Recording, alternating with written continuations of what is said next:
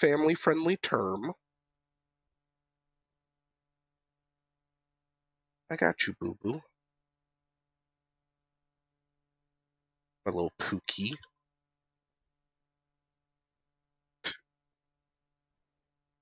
My little Snuffleupagus. Okay, Oompy.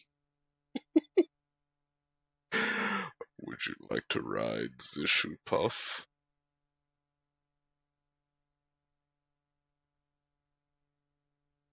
Yeah.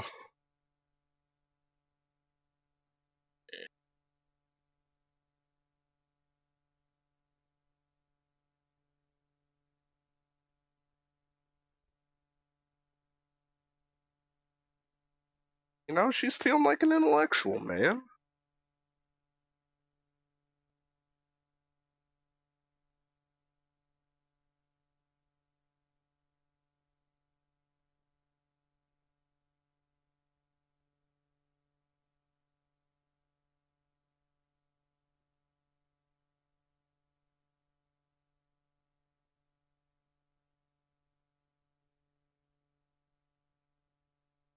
Vagabond.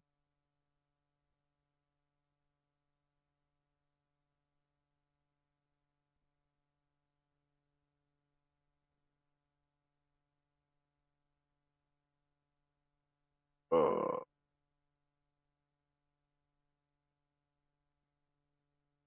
my calf is sore as shit.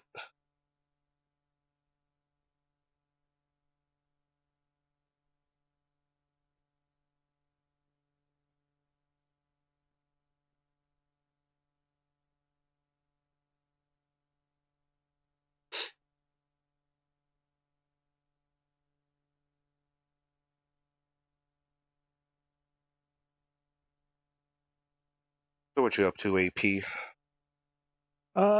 Not much. I'm trying to decide if I want to play Wilds again tonight, or do I want to play something else since it's been the only thing I've played since like last Friday.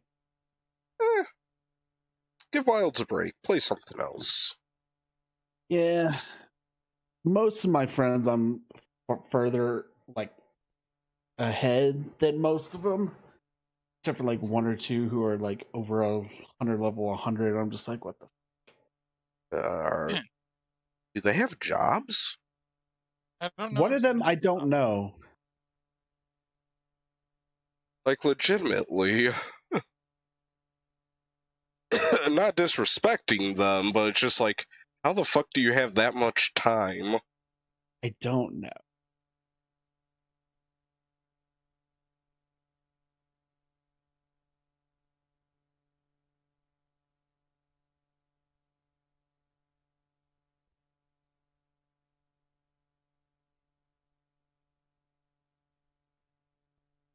Post it.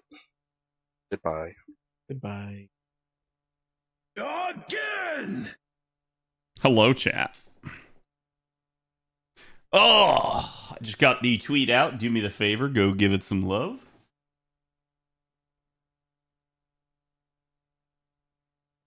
Getting the last little bits hooked up here, and then we're good to go. Also, you guys would have to tell me, I'm not sure if song request is working or not.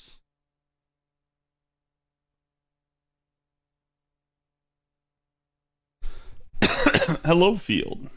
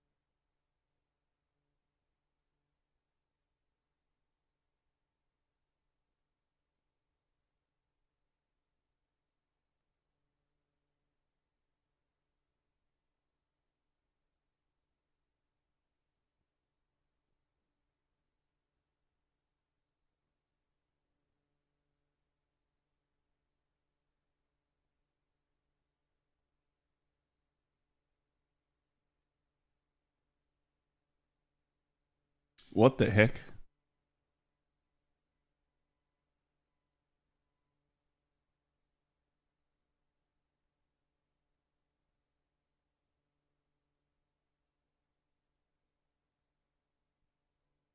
With how much I use my phone a day, I swear some of these people that carry around the like mobile batteries, they gotta be like just never off their phone.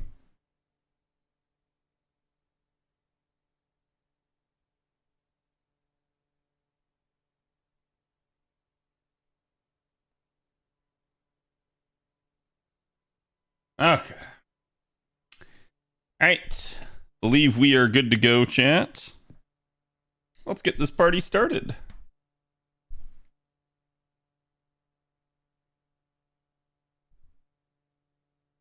Hello, everybody.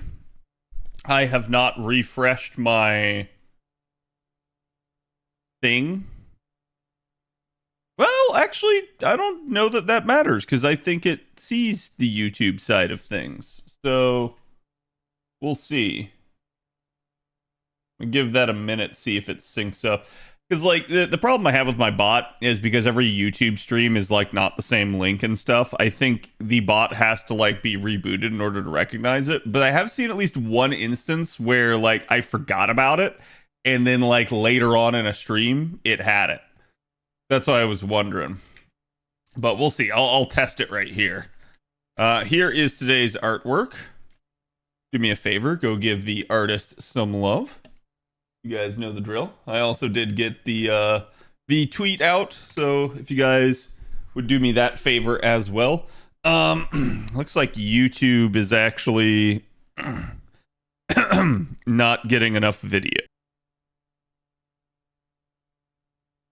Okay, that should have helped it. Road to 10th Annie. I mean, it's always been that way. Depends on the phone. Yeah, maybe that's what it is. And like maybe people got older phones that have kind of like died out or something on them. I'm wild because it feels to me like some people got to be like tethered to a charger like 24/7. And that's just really weird to me. Whereas like I have a charger at work, a like a wire charger, right? And I only use it if I've used my phone a bunch during the day, or if I know I'm going to be away from my desk like abnormally. Otherwise, like the only time I actually charge my phone is at night, like right here during stream. So it is what it is. That's why I'm surprised because I'm on my phone a decent chunk, and I'm surprised that it's one of those deals where it just like it seems to retain its charge very well.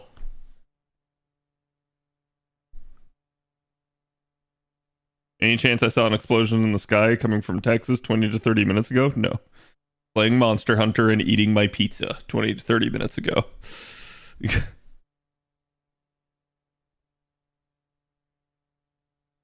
Hi, could you please explain shortly what a lost belt is? I have a lot of content locked behind it.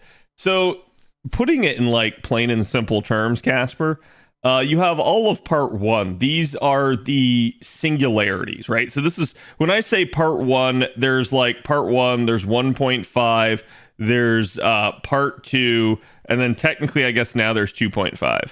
Okay, this is all your main story, is what all of this is. Okay, part one is referred to as singularities. Part 1.05 is referred to as Epic of Remnants. It's just different terminology for like the status of the like kind of area that you're going to in each story. And then part 2 is referred to as Lost Belts. So that's the one where you're saying stuff is locked behind. So it just means you have to get through like all the way through all the singularities and then to whatever Lost Belt it's saying that you need to do. But which content in particular are you saying? FGO and YouTube drains my phone like a bitch. FGO, I've noticed, doesn't really do it too bad. So it's probably more your YouTube. But yeah, I can see that. Oh, she should kill that. Did I forget to ping Discord? Did I forget to ping Discord? I think I did. That's my bad. Yes, I did.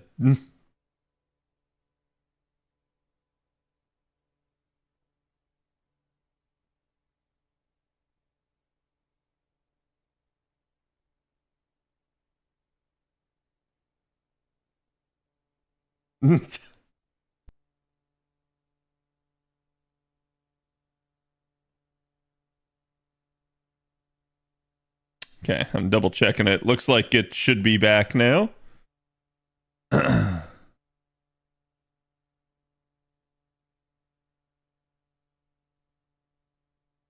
don't know how how bad it's being on YouTube side. I just see the notification. Hello, Shadow. Advanced quests are locked behind lost belts. I didn't know that. Some of them are, I think, yeah. And I think it's because, like, they made the fight a little bit harder, so they want to make sure that you're able to clear it. Give me something better than that. Mostly a big thing is the events. Yeah, the events are usually the things that, like, you want to be done with story so that you can do the events, because the events, like, not only are the events kind of important, right, but they also usually will have welfare units in them that you're going to have a hard time getting if you don't do the event. They're a ton of, like, what I consider to be relatively free resources. They're not truly free. You have to spend AP on them, but you're guaranteed to get them because they're in the shop. So it's really a good idea to participate in any event that you can.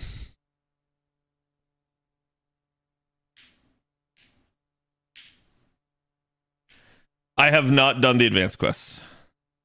Everyone keeps asking me, but frankly, JP has been throwing so much crap at us for the various different campaigns that I've had to do several things off stream.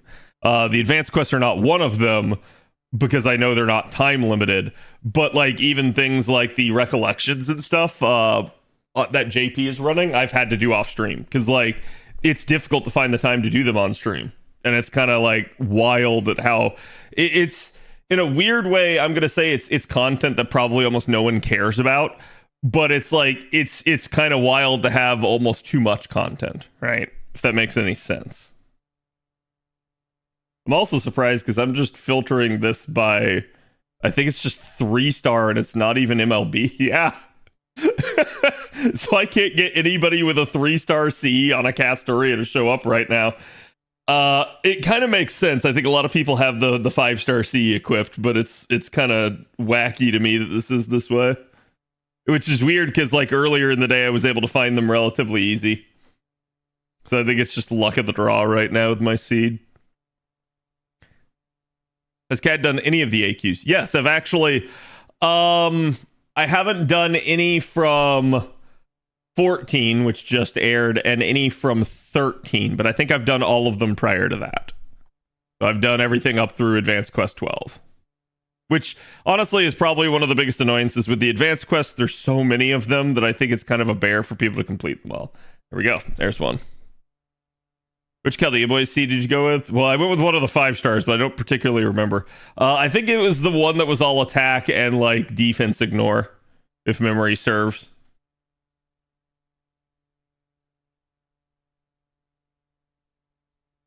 Then I think it was like, was it Buster and Quick or something like that?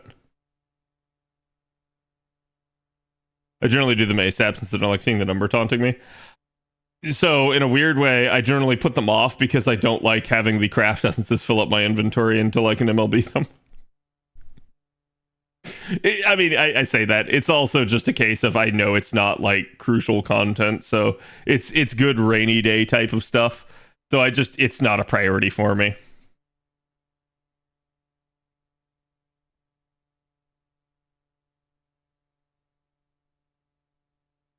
Got her today from Standard Banner. Hey, congrats. Yeah, my advice to people is usually, and frankly, if if you're somebody that's like quit the game, you probably never watched me at that point or never like got to consume any of my content. But my advice is usually to tell people not to quit the game if they're upset about a role, because the surest way to ensure that they never get that unit is to quit the game. Whereas if they keep playing, they'll get another crack at that unit and they'll probably eventually acquire them, either by luck or by force.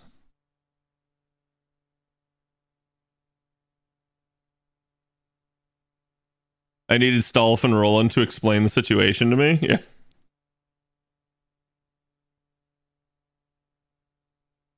I filter everything so I don't notice it there. Yeah, I mean, some people said like it bothers them to have notifications and stuff on the screen. And I get that. It's just like for me, right?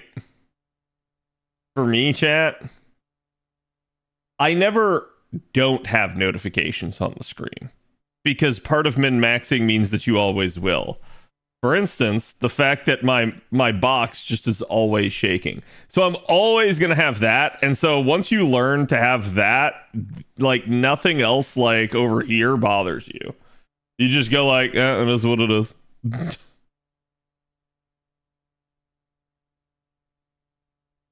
I finally had a day off work. How's everyone else going? Nice, Galactic. I have not had a day off work. My last day off was Sunday, technically, but like I've only had one day off since not this Monday, but the prior Monday.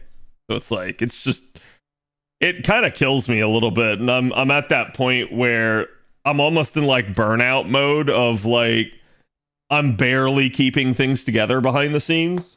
And it's like, I know something's going to happen and I'm going to snap. And it's like, it's not like bad snap. It's just going to be like something's going to make me really freaking angry one day because it's just going to be like enough is enough. And it's just building.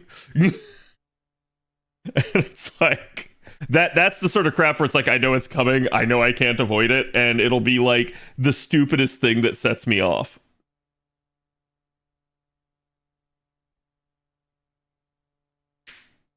How exactly are tier lists made for FGO? Phantom of the Opera lies in the lowest tier, and I saw a streamer which uses him in very hard content.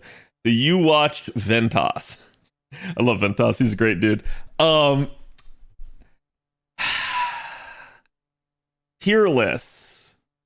So this is like just asking somebody, like, you're preaching to the choir here, basically, by asking me this. I'm somebody that's not usually the biggest fan of tier lists. I have consented at this point to probably starting to do them more because I recognize that that's what the community wants in terms of content. Even though I feel like tier lists in a game like FGO have almost zero value. But it's like, if people want zero value content, I can give them zero value content. I think it's just what's expected at this point.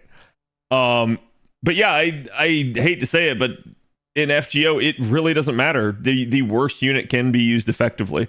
So I feel like people make too much of a big deal out of it. Like, for instance, but I don't think that's necessarily on the content creators either.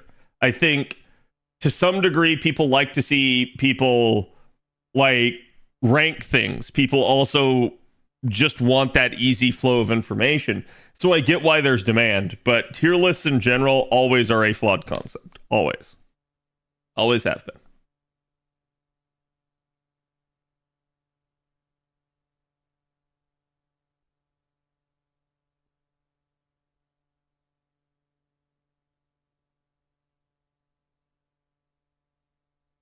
People just want easy clickbait. I see, like, I'm going to say that overgeneralizes. I think the content creators want easy content. I think the consumer, though, like ask yourself this, chat. If tier lists had no purpose at all, why do they work? Like why are they good content? So there is at least something here, right? Even if like the actual concept is a bad idea, it seems like it causes interaction. It causes people to basically like have an easier time with the game, and it probably allows for at least like a view into the person's thoughts, right? It's all surface level, yeah.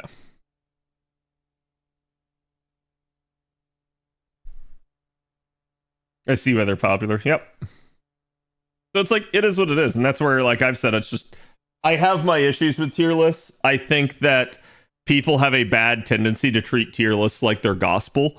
But at the end of the day, it doesn't really matter. And so you guys may see me start to pump out tier lists at some point, just in virtue of like having content for the game. I think it's, in all honesty, I think it's becoming more and more difficult to have content for FGO because everything's already been done and everything's been done by everybody. So it's like, it is what it is. Like we're very deep into the game's life cycle. A lot of stuff has already been covered and explained. So it's like, for me as like a quote unquote guide maker for the game, there's not much more I can make guides on. And so at that point, it's like, instead just going into other forms of what that content would be. Hello, Sam. How's it going? You know, I probably shouldn't have done that, but whatever.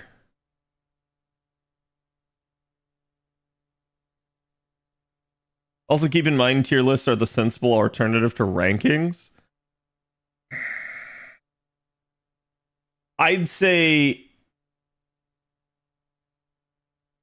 honestly, I think tier lists are actually the shittier alternative to rankings. Tier lists are the lazy alternative to rankings. And the reason why I say that is because what people are after with a tier list is rankings. The reason people do a tier list is so that they can put people in the same tier and not have to commit.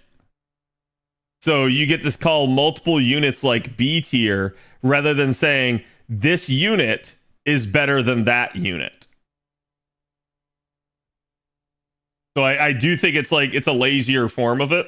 It's a more simplified form of it that people can use to inform people with less actual constructive criticism or like analysis and knowledge.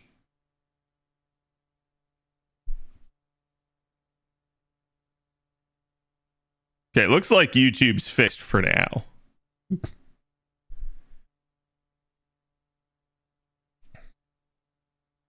Most of the discourse that could be done about FGO was already done. Yes, I do agree with that. I think talking about FGO at this point, like we have the same conversations on stream every day, and I'm sure I'm not the only like content creator that has that effect.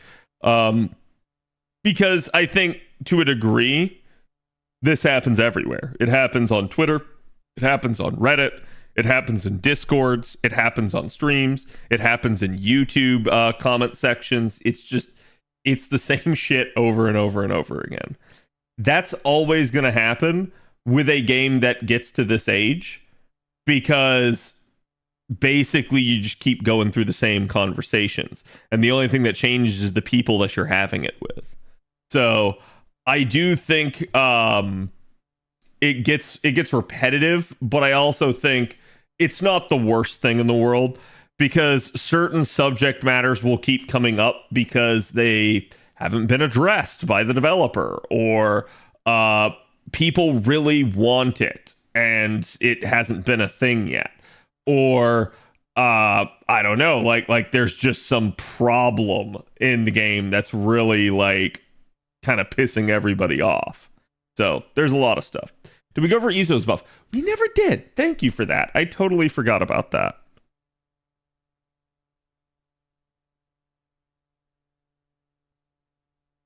I can take a look at it. God, at some point I gotta get those other Valentine C's out of here, but time is money, friend. What was I doing? I think I was doing quick for this.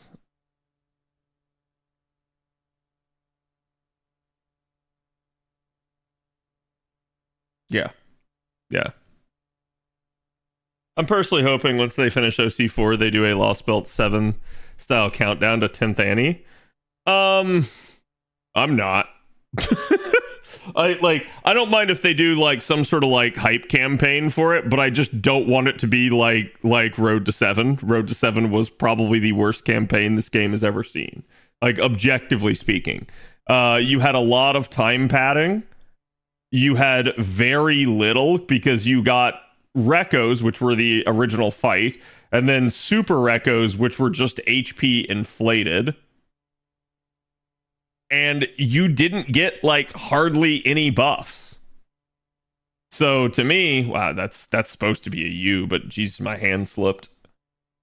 So like to me, that's the big one right there. So it's like the padding, the wasting all of the crap, and it just kind of, to me, a lot of it almost felt like phoned in and just stally.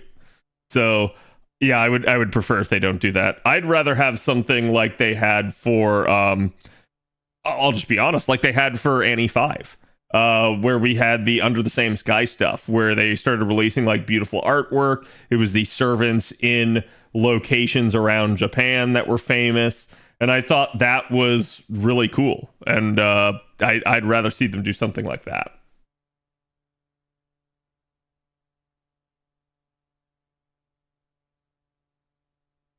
More roads to 7. Yeah, I mean, we kind of already have that going on anyways. We're basically getting a road to the end of part 2 currently. That's why, like, if you guys go see, there are recollections for some of the old stuff that keep getting debuted. And so it's like, I still just disagree with it as a tactic. I think the recollections to me at this point now are just busy work. They don't really like, I don't know, they don't really register for me too much. I'm kind of like, man, why do I have to fight this again? And not in the sense of like, oh, it's so hard, or man, this is annoying to have to like deal with these mechanics. No, it's like, it's just annoying that I have to go fight this like cupcake fight again, because most of them are. Most of them are very easy. Like, even so, I think the other thing a lot of people forget about is that over time, new units get released, and units that get released after content was released usually have ways of defeating said content or being more powerful than what was available at the time. So content gets easier over time due to power creep and, again, just hard counters for actual mechanics. So it's like going back into some of them, like, this is kind of a waste. And it's weird because we used to have like the memorial quests all the time, and I didn't feel that way about them. So I think like part of the animosity is it deals with, one, when the campaign is getting run, and two, the fact that it is seemingly stall. So rather than being given to us for a fun remembrance, it really feels like it's stalling, and everybody, I think, kind of perceives it that way too. So I don't think it's having the same intended effect. As for the when it's getting run, I hate to say it, but they keep overlapping with their current like events that are actively ongoing. I think that's objectively bad. Like, if they want to stall, they need to start doing it when there actually is dead time and overlapping it with other campaigns, not with other events. I think that's the worst mistake that they make, because when you do it during the event, I'm going to be honest with you, what it raises is it raises this.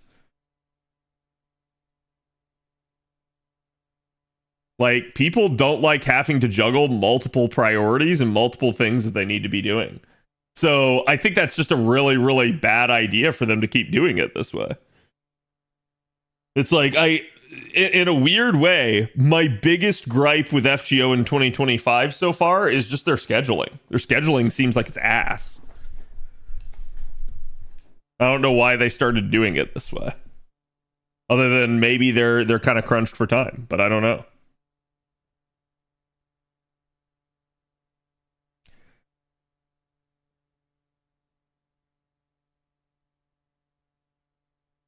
December 31st, yeah, probably. That would be my guess. God Juna meets the Invincible comp, pretty much.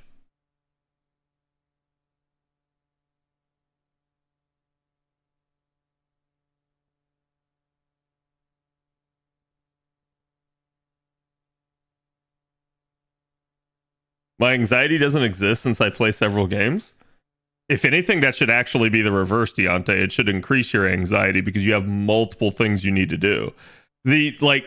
I'm not going to really say that it increases my anxiety too much, but I do feel it some to the degree that I'm sitting here constantly juggling real life shit, stream, and then like all of this as well. And so I sit there and I go like, what the fuck do I do if I don't have the time to do this on stream? So like that's where that actually begins to like annoy me, because I go like, this is beginning to take up too much of my time. It's actually the same exact criticism I've had of many other gacha games, and the reason why I usually quit them. They feel like a chore, they feel like a job. I never want FGO to become that, no matter what anyone else says. That is a hill I will die on. I do not care if everybody else is bored. They can go find something else to do. But I don't want this game to ever feel like it's not a game. I want this game to remain fun and entertaining, and not, again, as like you're doing homework, you're doing busy work, you were basically just trying to lock you here and make it so that you're always having way too much crap to do. If they ever get to that point, I probably will just quit the game, just out of a sheer like peace of mind standpoint. And I don't think they're going to, but I definitely don't like this more recent change of like double and triple stacking campaigns on top of events. They've obviously in the past stacked like one campaign here and there. And as much as I could say like, hey, they probably shouldn't do that, it wasn't the biggest deal. But when they start stacking multiple campaigns at a time on top of an event, I have a major issue with that, and I will absolutely call them out on that. They definitely should not be doing that. It is stupid of them, especially considering their own stated design goal for the game is play as you have the time.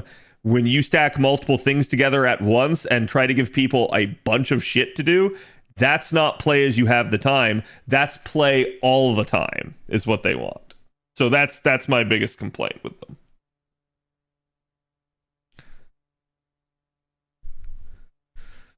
Weekly banners unlocking all the interludes. Yeah, and it's like that's a good thing to a degree. It's not even that, right? Like it's weekly banners unlocking all the interludes.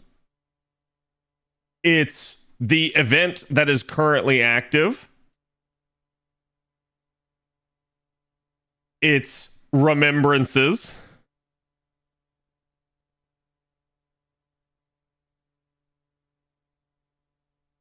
And then, like, quite literally anything else. Like, for instance, right now, we have a,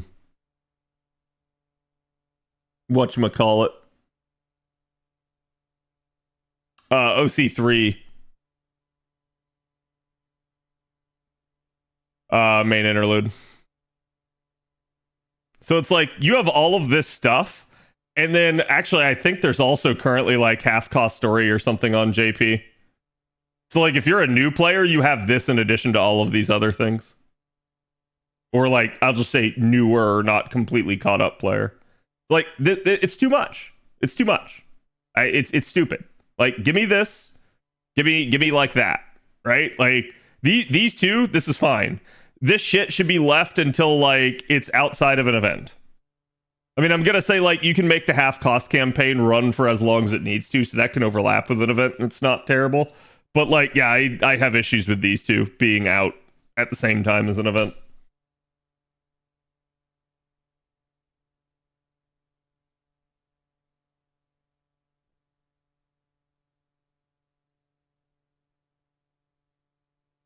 Is it better to MLB the drop Cs we get from the advanced quests?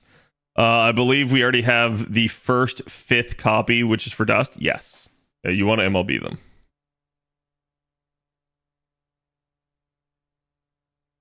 I don't know if I could handle it if FGO had as much stuff to do as Girls Frontline 2. Yeah, I agree with that. I think, like, that is a huge problem if they ever get to that point. And I'm gonna say this, like, Girls Frontline 2 has to do that much content. Do you know why, chat?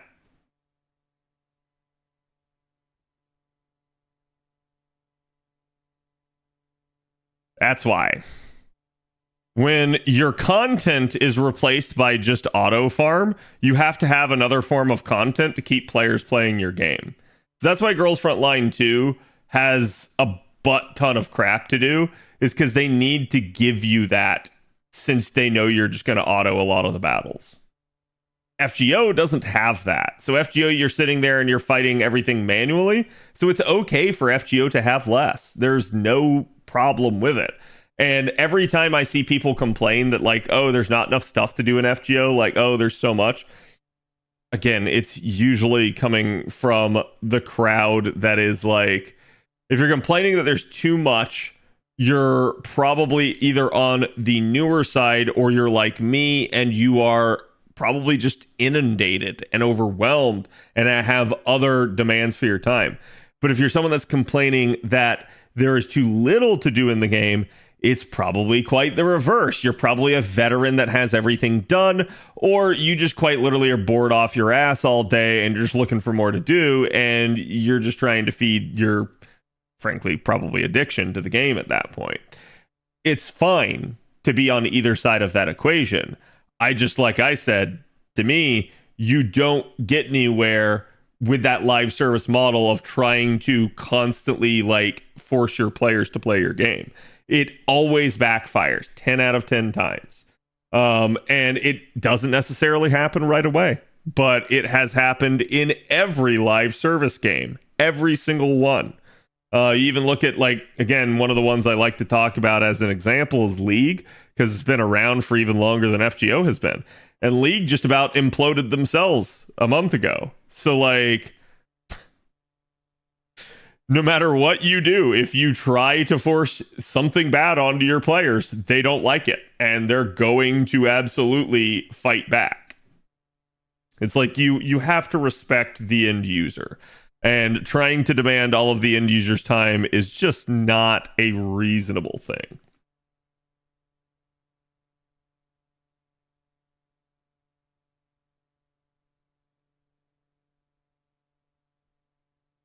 No reason not to MLB the material drop seas. Yeah, I like, at least until you get the 5th copy, it could be said that in theory it's better to keep them all separate.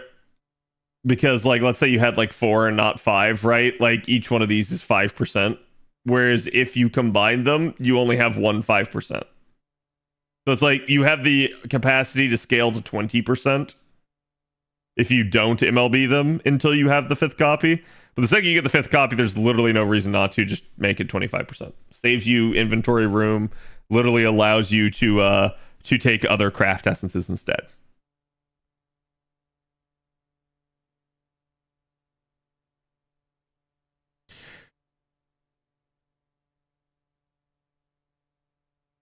You know what? It's fine. It'll work, chat.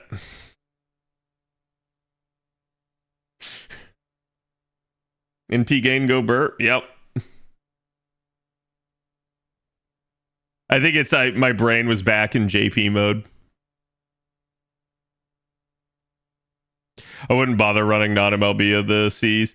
Yeah, that's kind of the problem, is in order to get that 20%, you have to take up, like, all of the slots. So it's like, to me, look, I'm gonna be honest with you. Unless you're just like hard farming free quests where you know that the thing that you need is dropping, I think the only other time you guys actually should be taking the advanced quest Cs is probably when a hunting quest rolls around.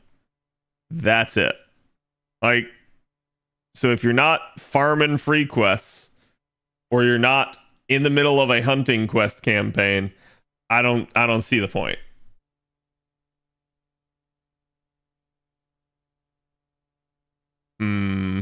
Okay, this could be bad.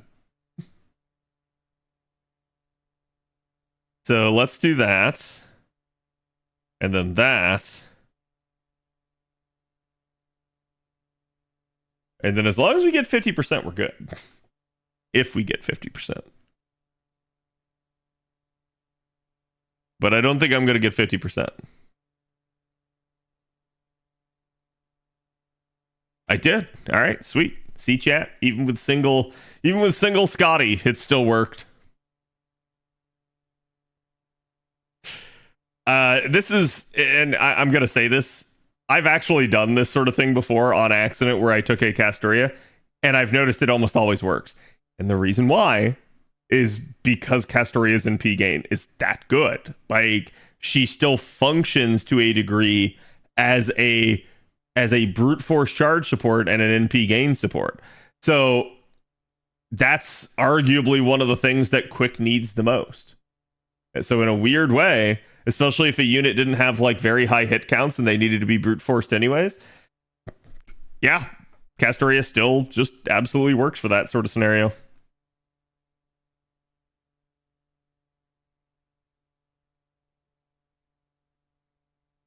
Oh, I looped Quick on JP before I got Scotty. Jesus. Yeah, I mean there's nothing wrong with it. Like, you just do what you're gonna do. I mean, it's the same thing as like chat back in the old days. Okay, FGO, like if you wanted to clear a node in 3 turns, you were taking like a K scope and like double waver, and you're making it happen. So it's like we basically brute forced it, and usually it involved again like multiple damage dealers back then. The Dark Ages, yes. I mean, to be fair, we didn't really have much in the way of charge support back then anyways. Triple scope comps, yes. Yep. Yeah, absolutely. Like, most people didn't have triple scope, so it wasn't super common, but I think a lot of the whales did, so you definitely saw a lot of whale farming go that way.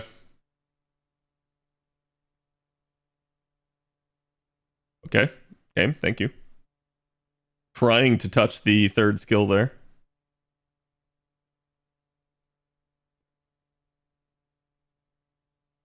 Triple scope meta, yep. But no, I think like a lot has been said about Quick and its potential, and I think Quick it's pretty obvious to me what Quick needs, but I feel like a lot of people want to argue and they don't want to like I don't know. It feels to me like a lot of people just either don't want Quick to be good, or they're way like overestimating how good Quick is. It's one of those two sides of the equation. Because, like, I definitely know there's a lot of people that, like, actually have, like, favoritism towards a card type. And they, and it's obvious to, like, see how that happens. Because, like, if you've been playing the game already for some time, you logically have built up quite a bit of Arts and Buster, right? Quick has not been in favor for a lot of that time period. So I think a lot of people don't have well-rounded accounts. And so they haven't like invested anything in the Quick side of things, so they don't really want Quick to be good.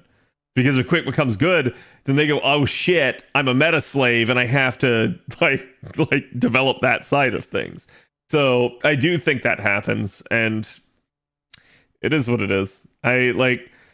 I'm still to this day surprised that the developers have not done more for Quick and not like tried to raise its reputation.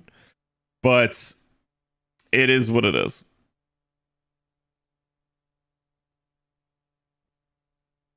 Buster main because I'm Greatsword main on Monster Hunter. It's natural. You haven't lived until you farmed a lotto with Zerkalot and Double Scotty. What's this Double Scotty of which you speak? I remember my very first lotto on JP, I farmed with Zerkalot a single support Scotty, and then like, was it Waver and Summer BB? So I did like card lock memes with Zerkalot in order to have him do it, and it very frequently like messed up, but it was hilarious because it could 3-turn or it could 9-turn, and it was like 3-turn, 4-turn, 5-turn, or 9-turn. There was no like No 6 or 7 or 8 turn. It didn't happen. If you missed the kill window in those first 5 turns, it went to 9 turns. And it all depended on card luck a little bit.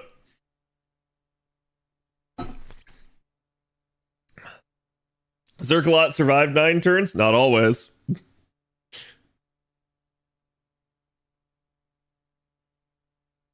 Like, just is what it is, chat. Sometimes it do be like, all right, it's Olga time. Now, chat, we've got to make some improvements.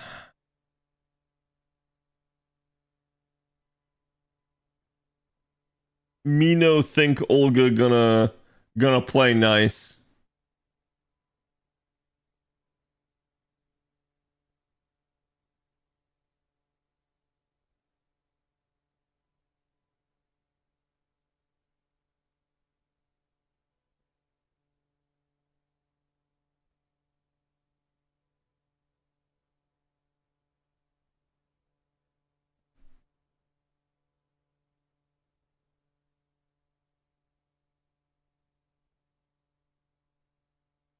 So yeah, I was gonna say we actually did finish the basic version. I don't know if it'll give me credit for that. I assume that it will.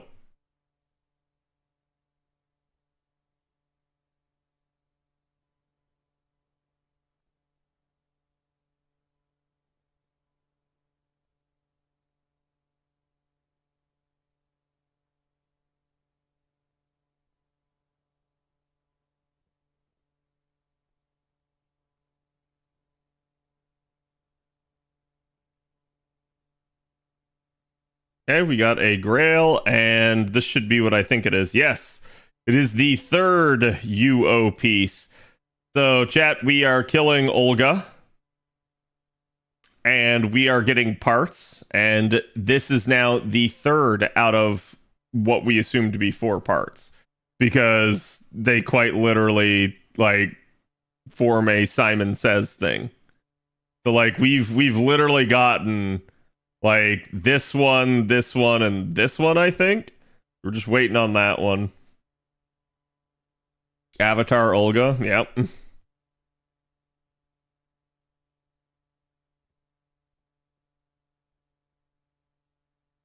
Okay, so it actually went back to a normal node.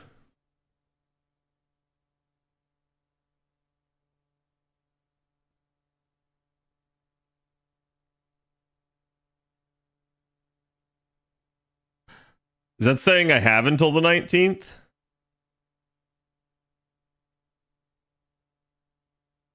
Yeah, so that would be repetitive, because we already beat it on its basic form.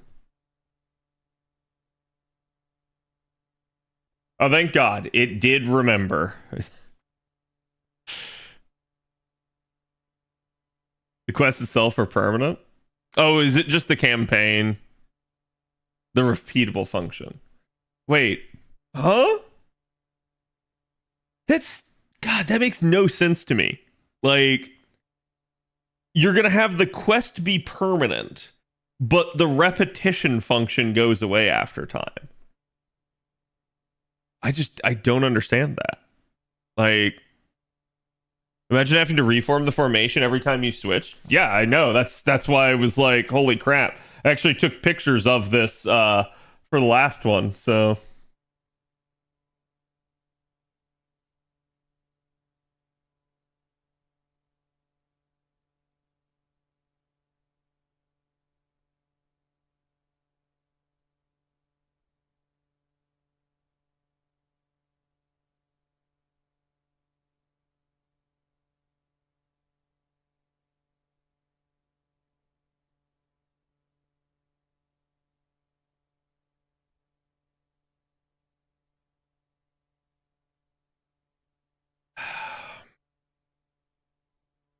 I gotta see the breakdown on her again. Like, the problem with this is that just there's not a lot of like freely available info on the fight, and it makes it kind of miserable because I don't have an easy way to like plan.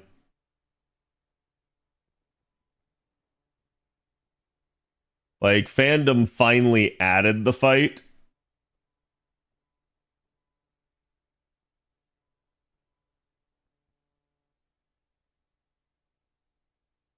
Frozen Fire Neko, thank you for the resub. Appreciate it. Chat, can we get some love?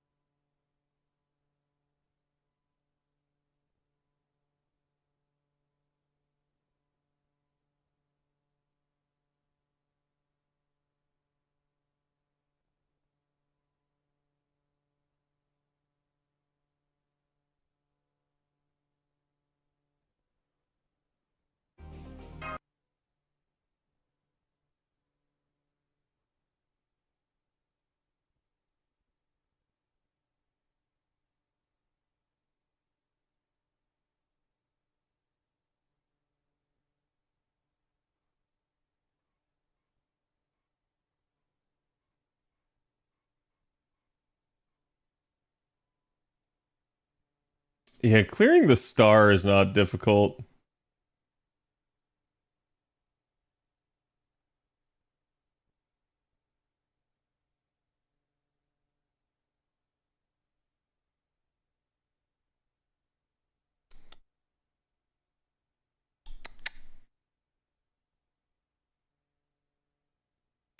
So the big thing is going to be the classes. Like, quite literally, chat. Lancer, Caster, Mooncancer, and Pretender are who I want to be the offense. Saber, Ruler, Avenger, and Mash are who I want to be the defense.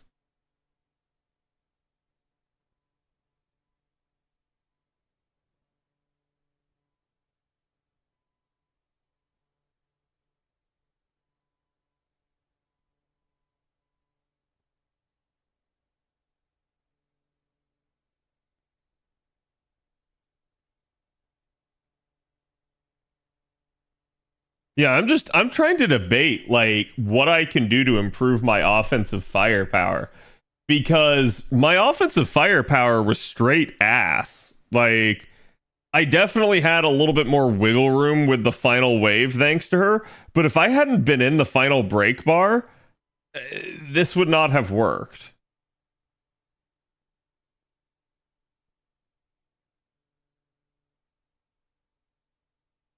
Okay.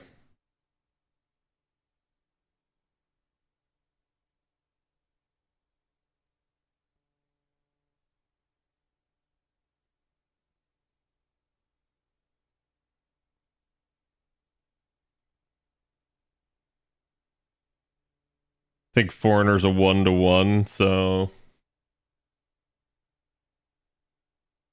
start by repositioning things.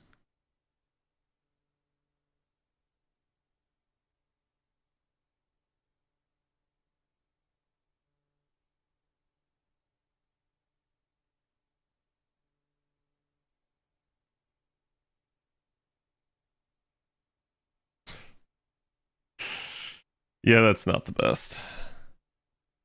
The problem was, too, that she was still just killing the crap out of everybody. Gil, I remember, even though Olga is listed as having Servant, Olga is not susceptible to Enema Elish. Even though she also doesn't have the Enema Elish nullification trait. So it's like, I don't know.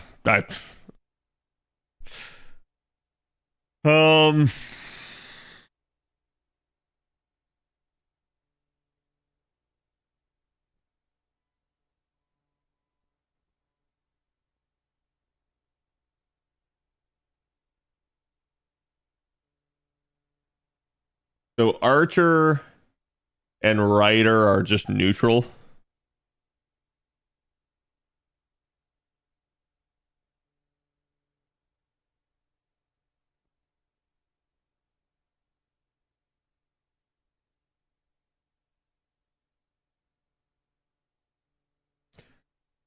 Yeah, it's just my problem is like this is my JP. I don't have like high NP levels for the most part, right? Like I don't have that capacity to sit there and just clean her clock.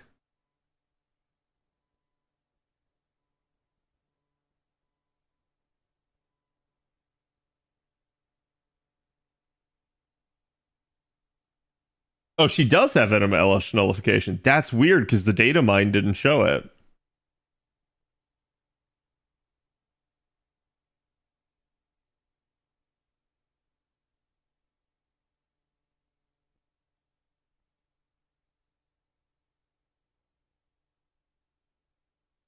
She's immune to Pigify.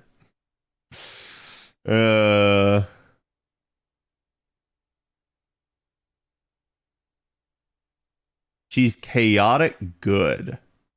And she's not divine. So that's a much better play.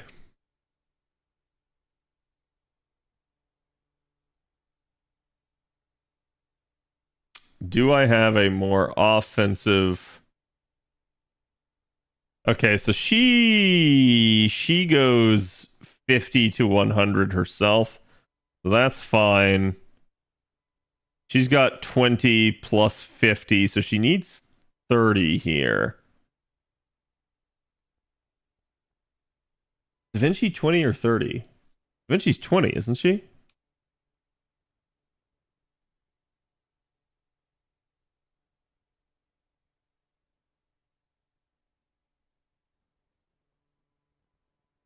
She is 20? Okay. Yeah, because like what I was sitting here thinking is that I could try to go with a 0% charge C.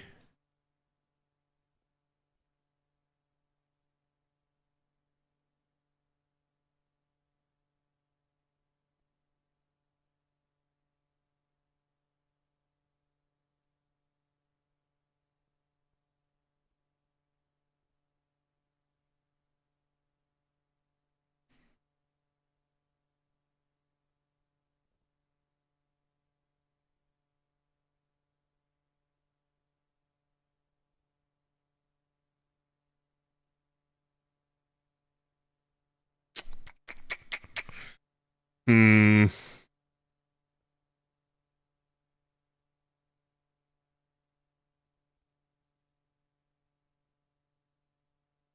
Do that for right now. Yeah, Shufu's already in use. Beast should be neutral.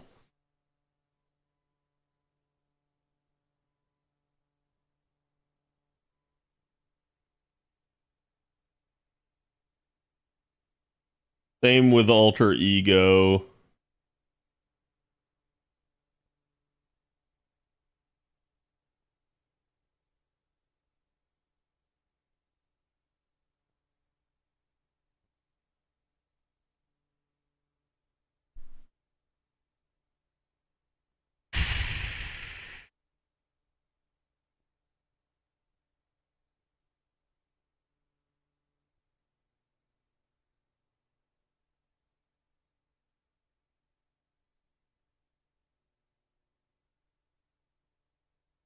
This is a spicy one because everyone here just takes extra damage.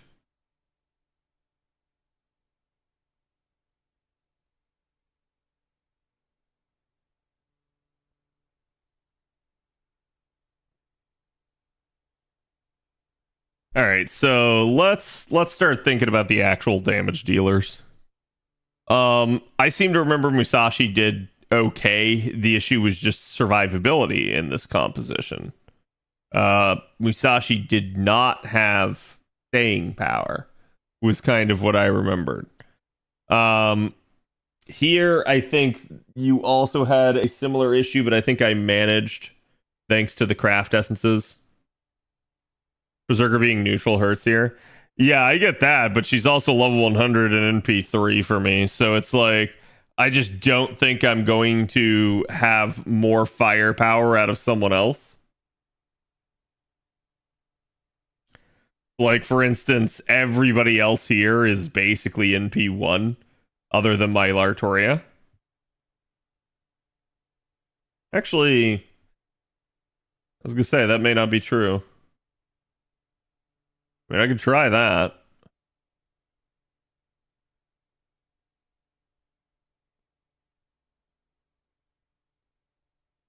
I have OG Arc.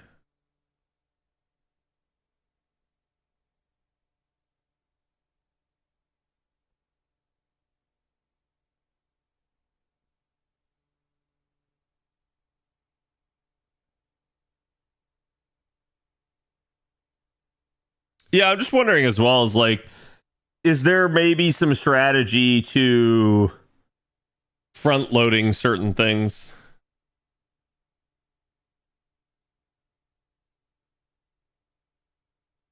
Because, like, the big thing I really got to try to prevent is the full stack wipe. And that's kind of rough.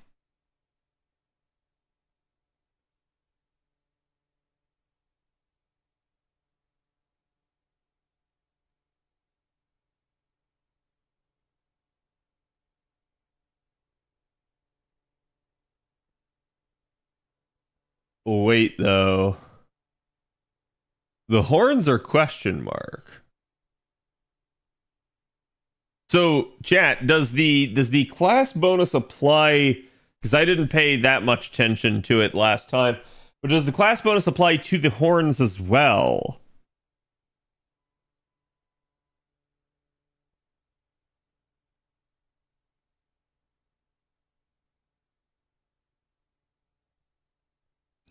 Swap David with Shisho.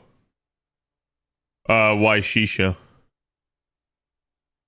Like, David actually dealt pretty good damage because she's giant. You're just saying for, like, the stun?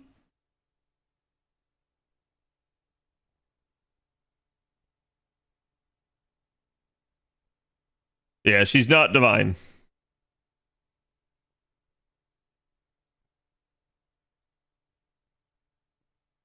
Damage bonus? Yeah, you may be on something. The only issue was basically using David for the dodge, but the dodge is just a singular time, so if I can land the stun, there's maybe some value to that.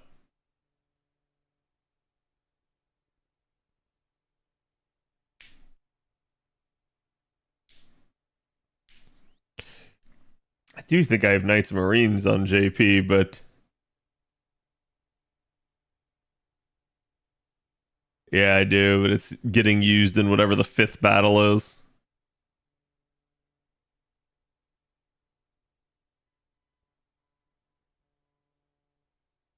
She is not threat to humanity. Sadly. It would definitely be helpful.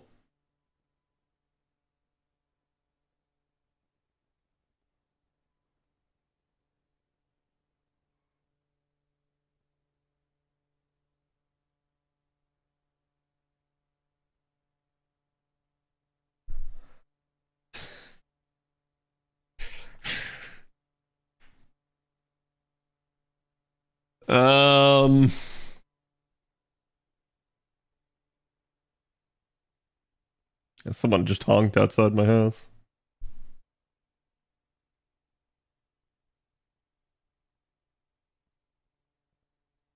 The problem is all the giant and super large killers are basically all classes that don't work well against her.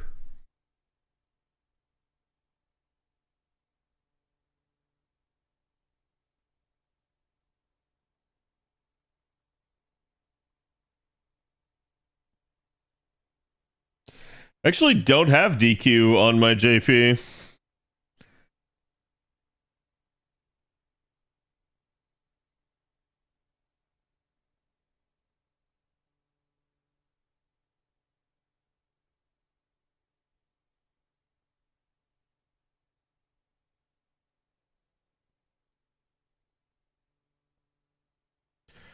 I mean, even for welfares here, it's not looking too hot, right?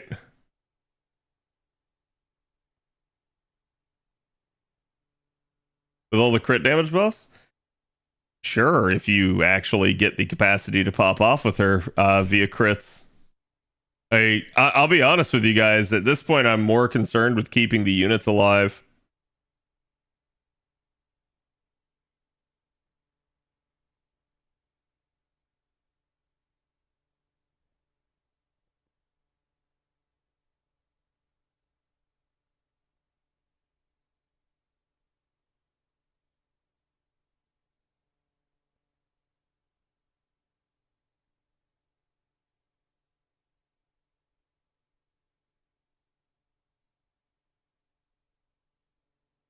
Got anti-servant as Lancer. Yeah, you're not wrong.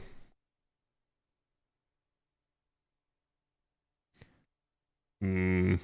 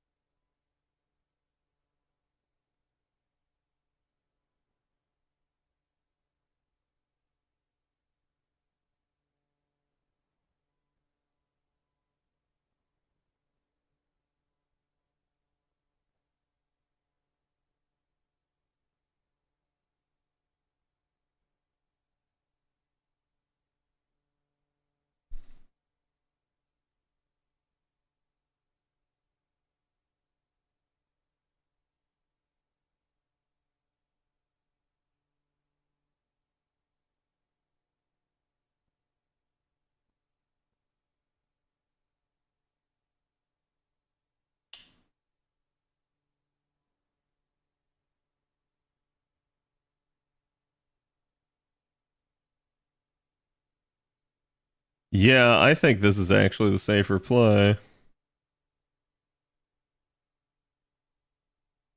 Oh, did it actually swap it on her? It did. Sweet.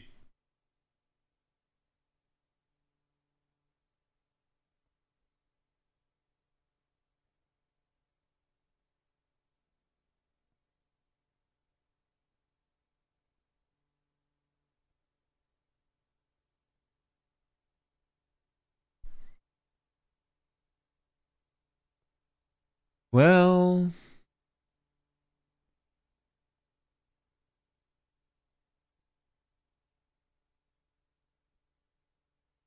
he doesn't have her append.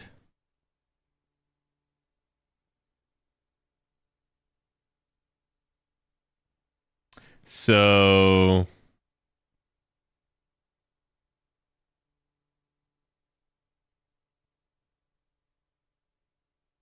but JP stopped doing the advanced quest monthly. I think there's just too many of them.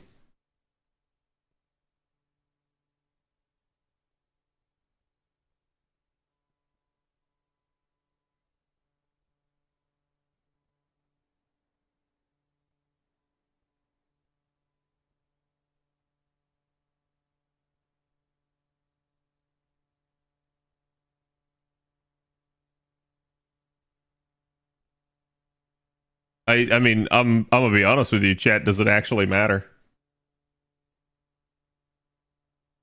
Like,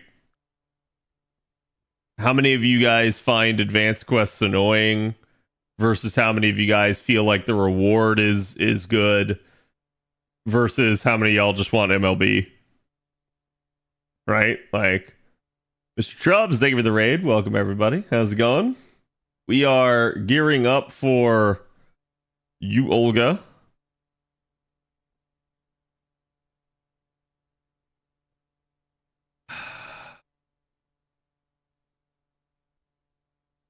See, that one kind of worked, so I'm a little bit okay with that one, but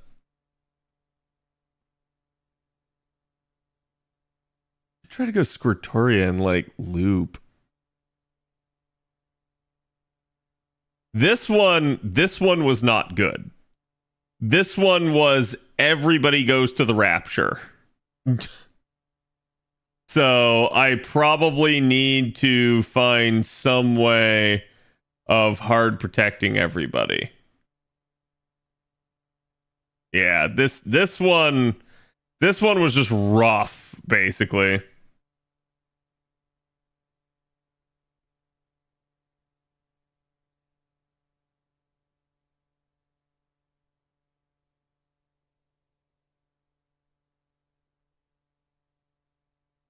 Hello, humans. Well, we already beat the normal version the other day, but we're trying to mix things up a little bit more here.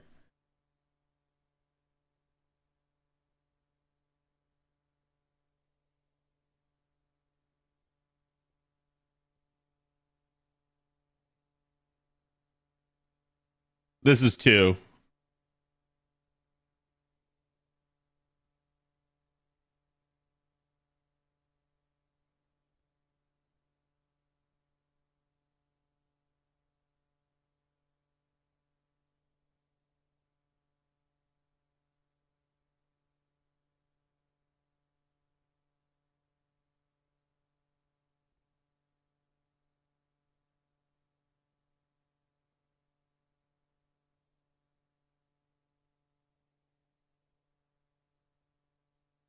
Yeah, but Raiko's biggest problem is she has jack shit for survivability.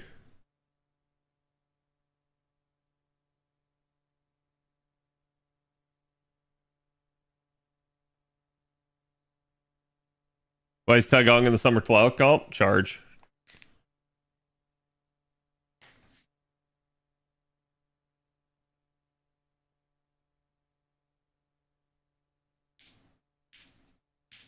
As well as just general buff synergy.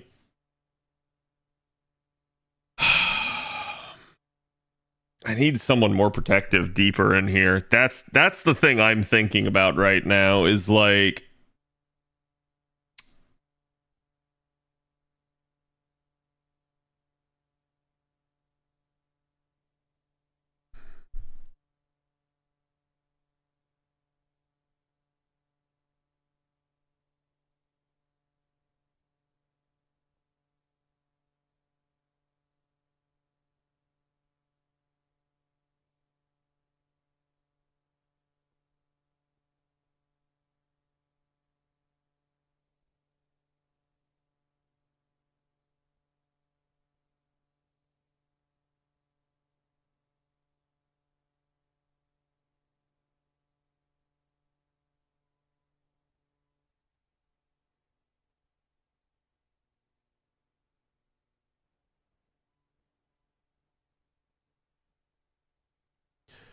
Janako time? No, I mean the problem with Janako is going to be that Janako only keeps herself alive.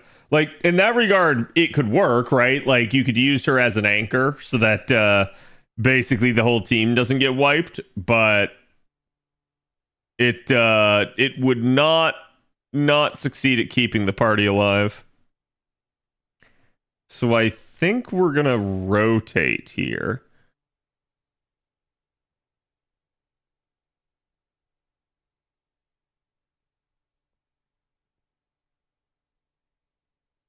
Where's my Eris? Am I blind, chat? I'm blind.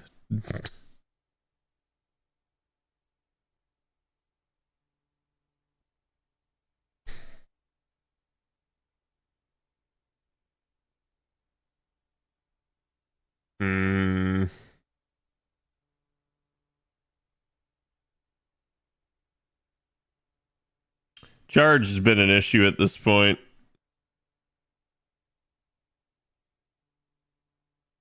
Did I use the Karen CE? I'm not sure which one you're talking about. I'm going to say no, but...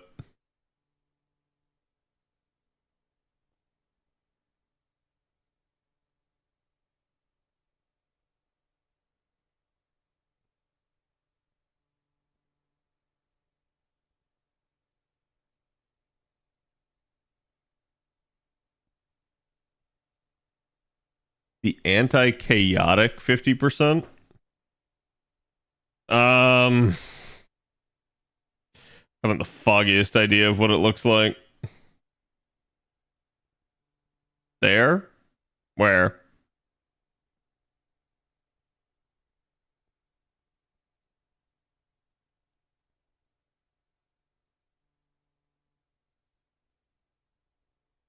Middle?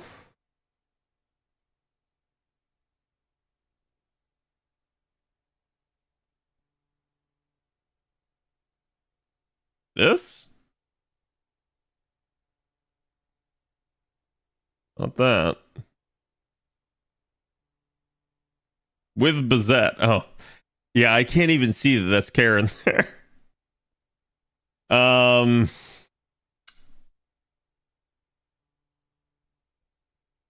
Could do something like that.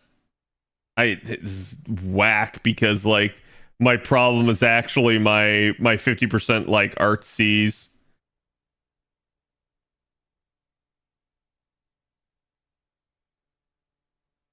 I'm tempted to go grab like H&S.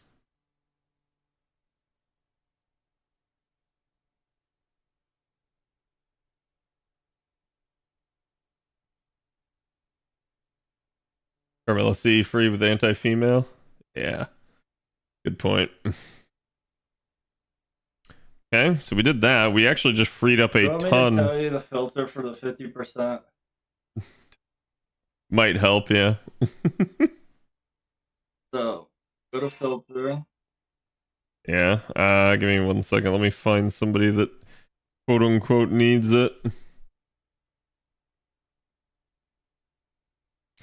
Probably here. Okay. Click filter. Click on CE. So go all the way down till you see checker boxes. You see one line. Go 2, 3, 4, 5. Fifth line. Second checkbox to my middle. This one.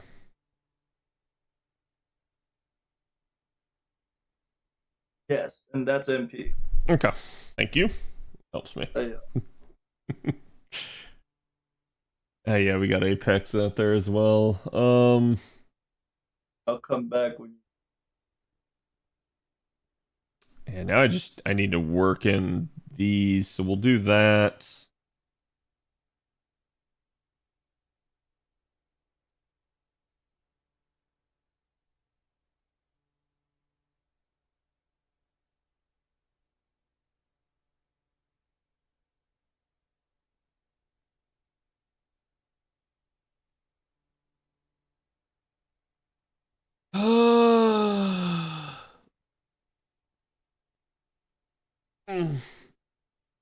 Boogie C is 50% with the Arts and Buster up. Yeah, who do I want as the anchor? Like, I'm honest to God, I'm like tempted to just throw Mash in here. Because I think Mash will be neutral and will be difficult to kill.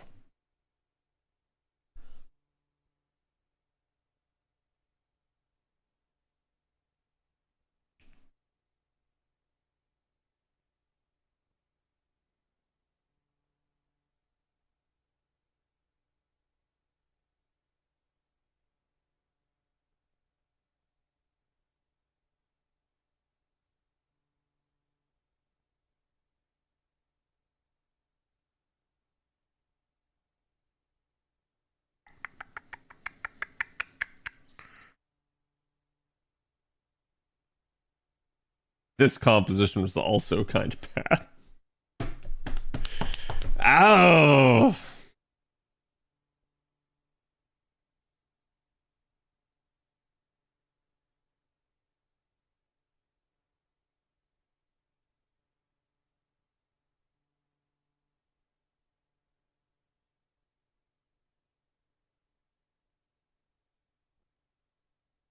Do I have her?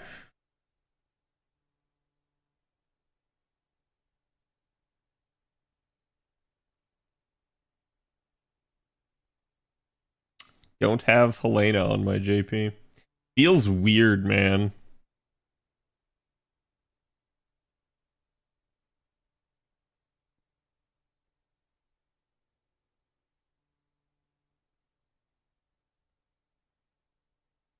Rework Arc into teams.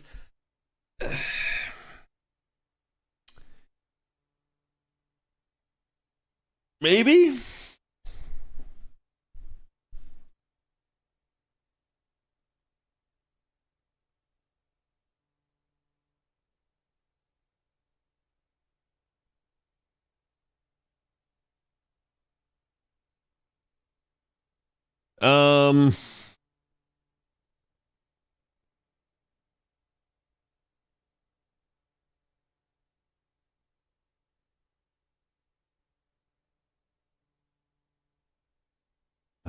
Lancer.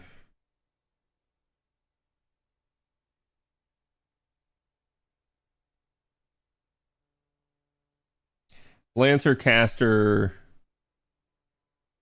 Moon Cancer, Pretender.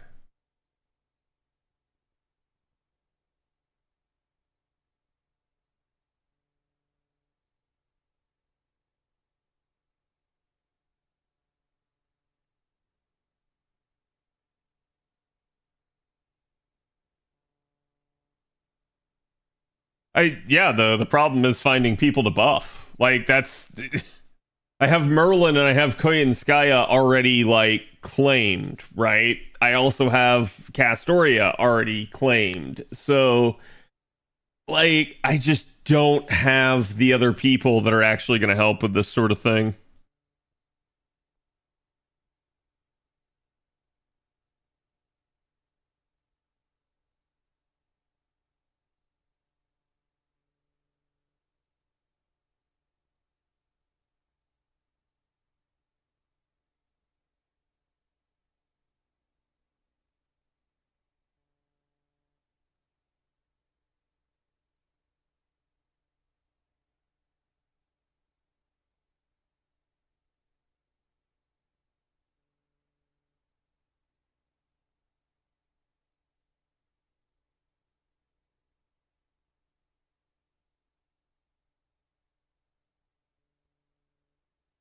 Wait, how much is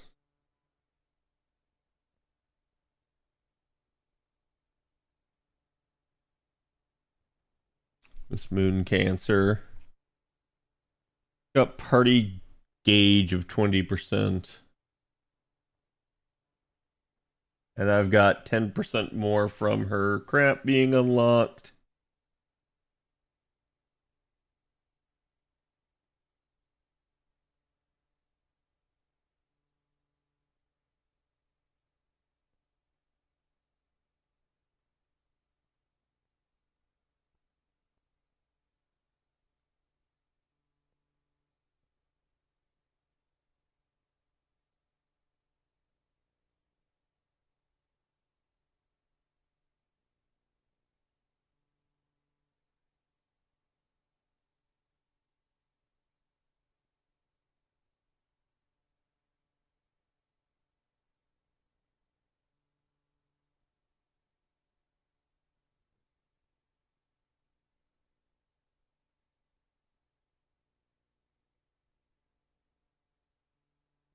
One of the things that keeps bothering me is Tlalic's append, so we're gonna go deal with that. Use Osaka Behime? Why the hell would I ever do that? I mean, like, yeah, I could. Osaka Behime doesn't have hard defense, though, so I'd be dead. And I don't think that's a good choice for this one. I did Moon Cancer. Thankfully, she's Moon Cancer. Moon Cancer easy. The question's going to be how bad is her... Well, I can actually answer that ahead of time. That actually shouldn't be too bad. Maybe the Yarn? Yarn might be bad.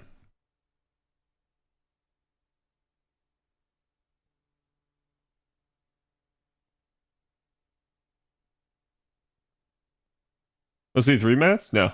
No. All of her stuff is old. Oh, wait, that's skills. No, still not bad. Yeah, this is... As you guys can see, I have plenty. Okay. That dealt with that. Now she actually will charge herself up. And I don't have to worry about that.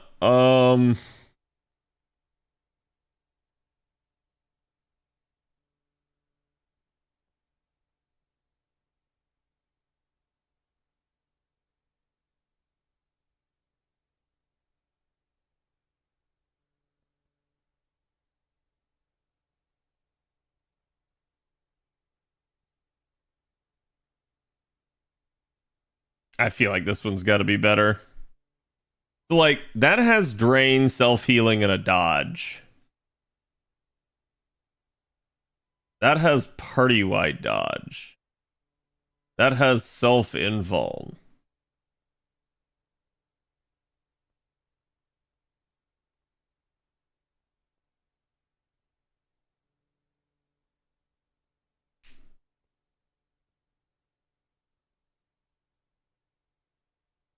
Team 9, no? Yeah, that's the other issue there.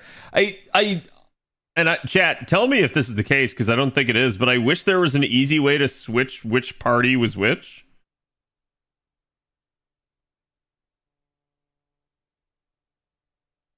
Because I would absolutely like to reorder the sequence to these, but I really just don't want to waste the time of, like, sitting there one by one changing them.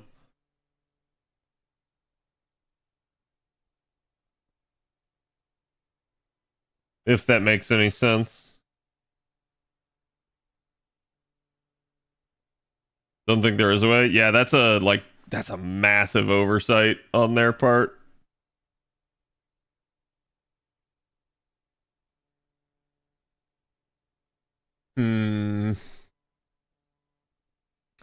Best classes for an anchor are Saber, Ruler, and Avenger.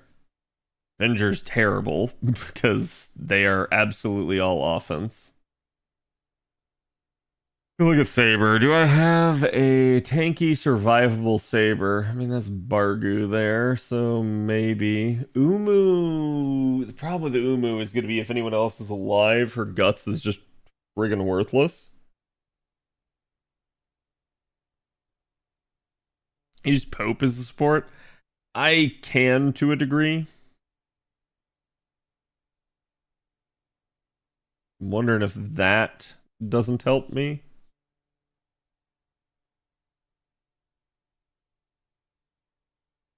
And Pope as support and someone else. So I have NP1 Pope. And again, the problem is like actually having the anchor, the person that lives, right? That's the issue I'm having at the moment. Because like this deep into the fight, and I think it's like it's really bad that deep into the fight if you let her heal.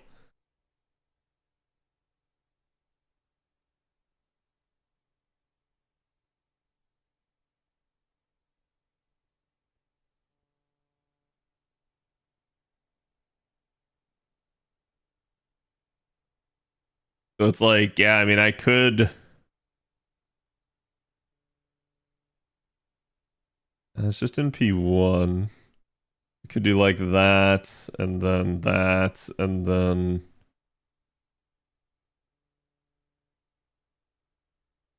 How did I end up on Avenger? And then Pope.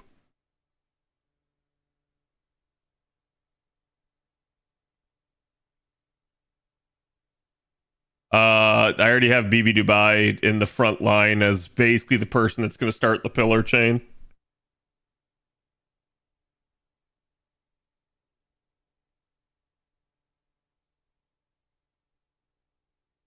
Like, that is literally team 1. Is Bebe.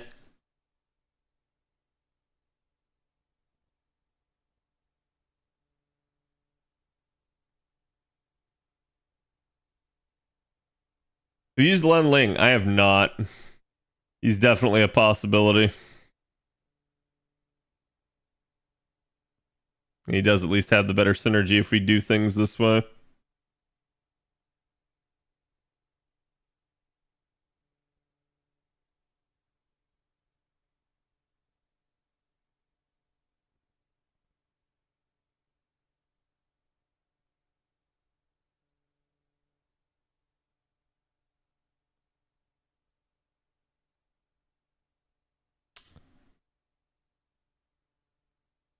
I seem to remember her actually coincidentally getting invuln on that wave.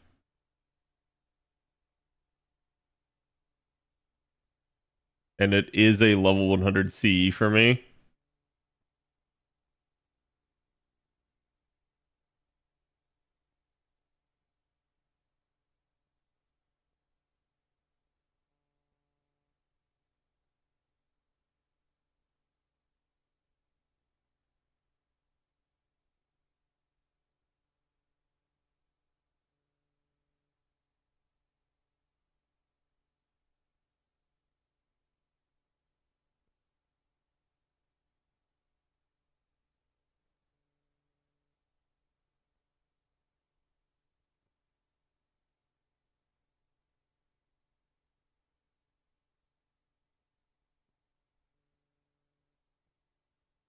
That needs some improvement.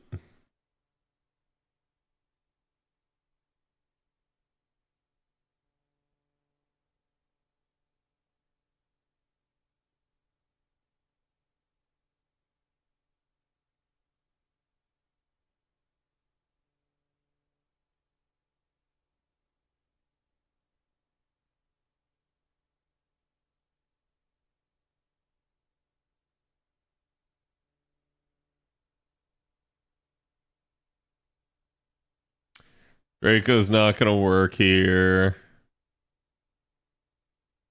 Not threat against humanity. I do have more welfare lancers.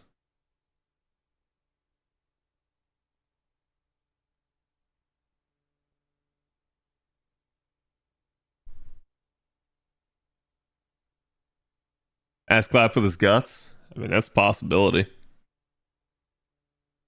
She does the AoE attack, so I'm a little bit apprehensive about trying to use guts to stay alive. But it might be able to work in a pinch.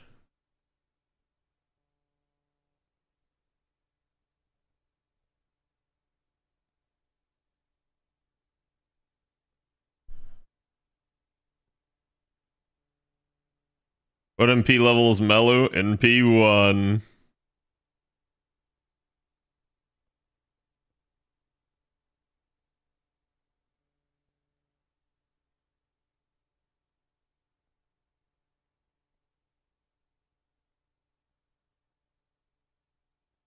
Honestly, Mellow's going to be kind of a one and done, so I kind of don't care if she dies.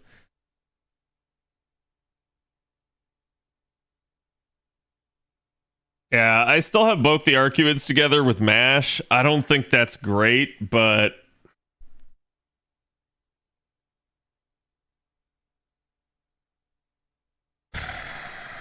trying to think of who else has like an actual like hard protection NP. They already got OG Scotty, got OG Janu, Castoria. I got Merlin for his party wide invuln. I got Proto Merlin.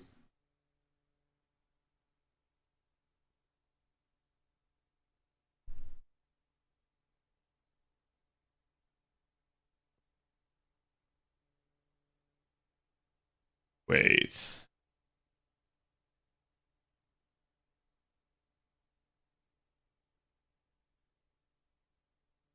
Problem is hers is only times.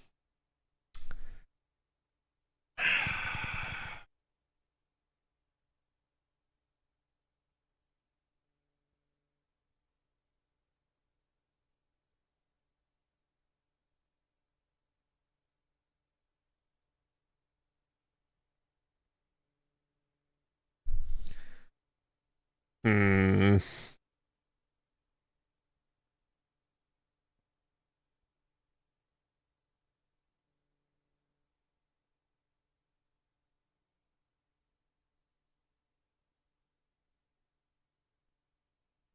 Donzo? Do I even have a Donzo? Um.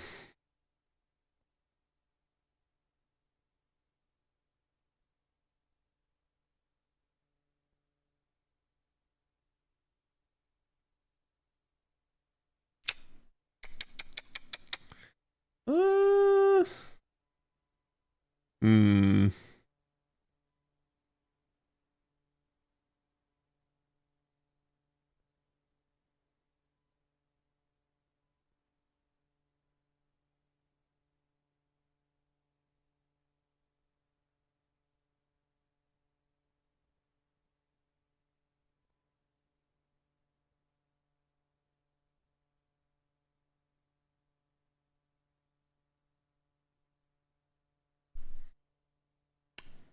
I'm just thinking.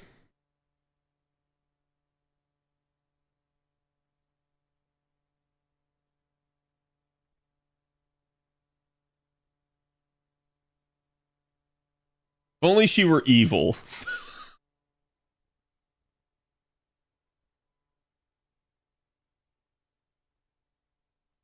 She's actually chaotic good.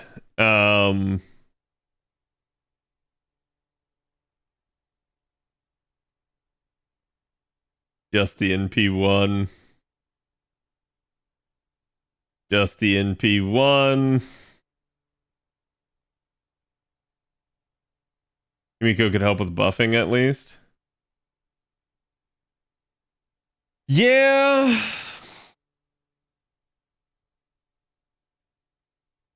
I feel like this party dies. Like that's the issue I have with this one.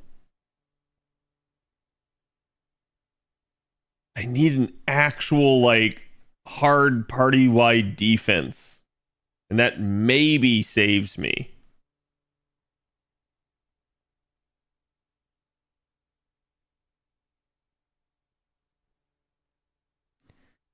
It may just have to be MASH.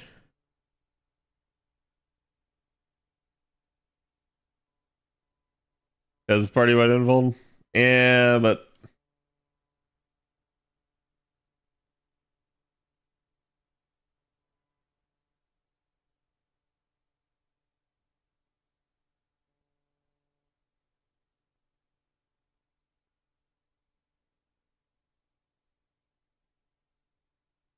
Ark has party wide for one attack. Yeah, the problem, if memory serves, was keeping Ark alive long enough to actually allow her to get that off.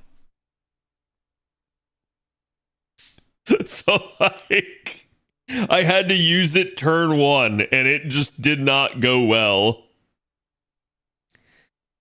But I guess if we think about it from that perspective, Ark can probably turn one that. They're still going to take some damage. She can pop that on her turn 2. Does Phantasm Moon have anything hard survival in her kit? Nope. Fuck.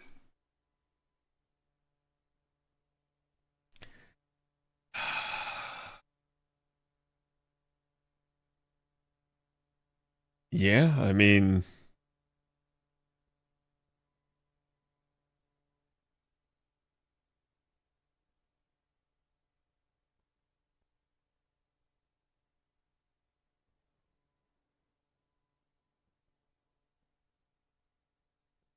Oh no, his is only self. God damn it. I thought it was targeted. I couldn't remember. Yeah.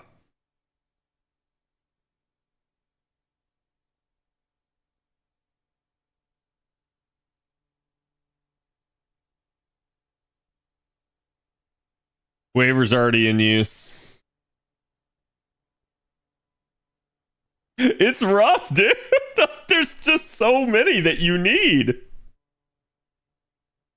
Like, I think, in all seriousness, I think it probably will be reasonably difficult for a lot of people to even get the normal one done here. I get that it's like more of a challenge thing. But I also think, like, due to the fact that they're giving out Olga parts for completing each of these, this is going to be, like, a thing that people have to get done eventually. So I can see this being quite the hurdle to, like, I'm not going to say new accounts, but newer accounts that have, like, power ground through a lot of stuff. Irie, do you have her buff? That's a good question. I don't remember if I do. But I definitely have her.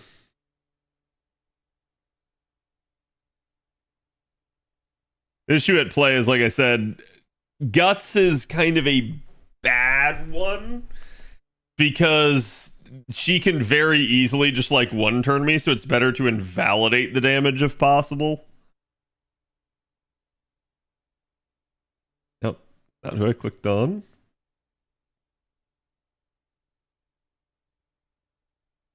Even if it's just the ability to confer someone like super survivability just to one unit.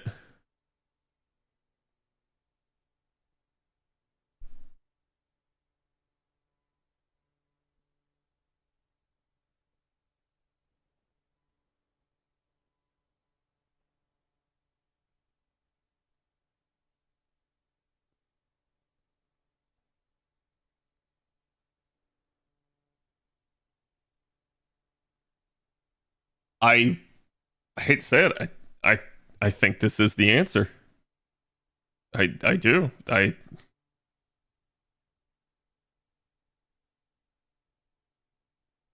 I think Janako just goes in here and Janako just anchors.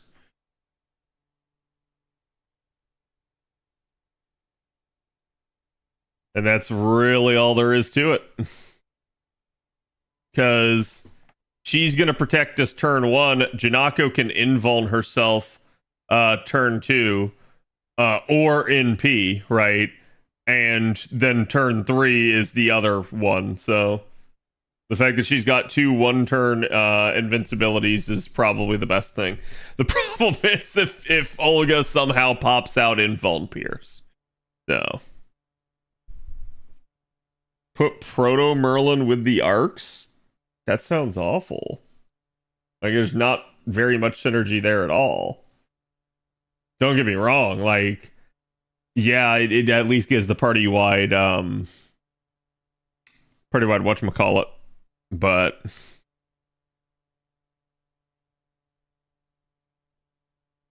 I don't know how well he worked last time.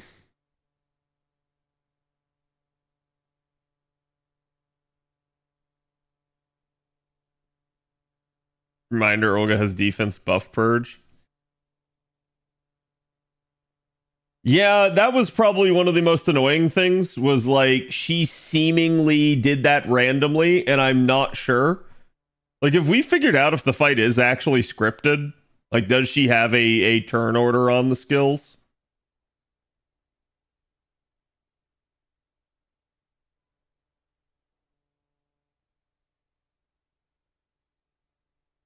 I don't know. I say let's shop it, chat, and let's see what we can get done now with this. Because this is just this could be rough.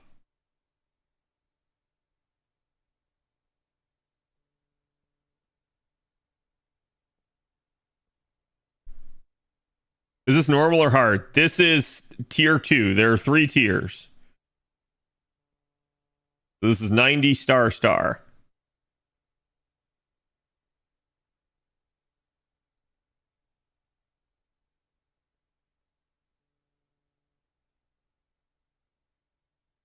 Okay.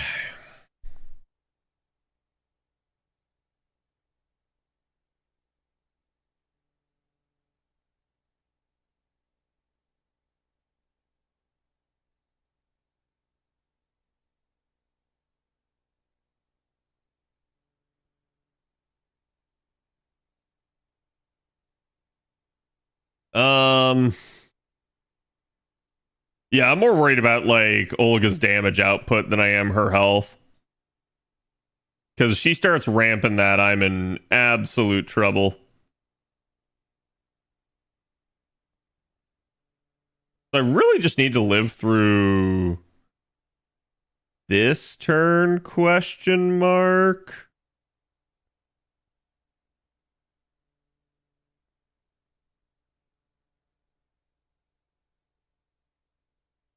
We listen to in-game music? Sure. It just may get the entire VOD censored.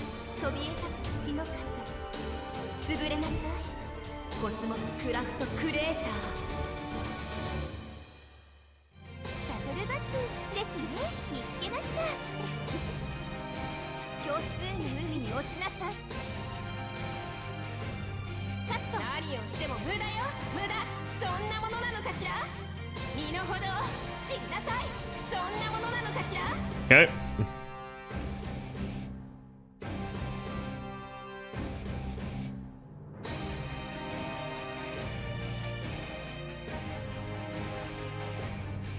I have an arts card, so I'm just going to charge everyone here.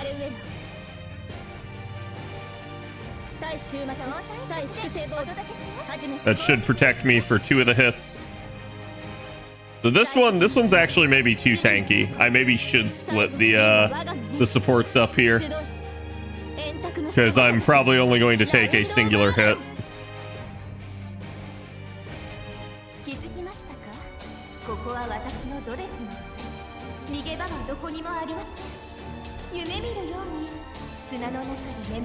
We had fire, water, and earth Olga, so I'm betting what comes next.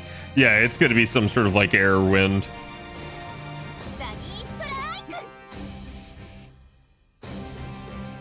Okay, here we go.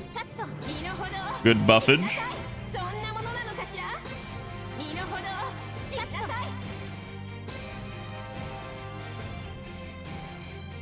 And literally just noping the fuck out here.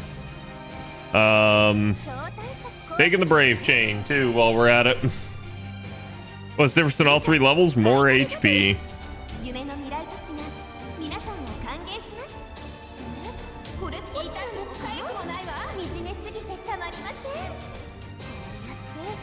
I think the telling is not going to be this first comp. This first comp is really good. The telling is going to be how the next comp handles. Because like you guys can see, she barely touched that first comp. So that first comp was well executed.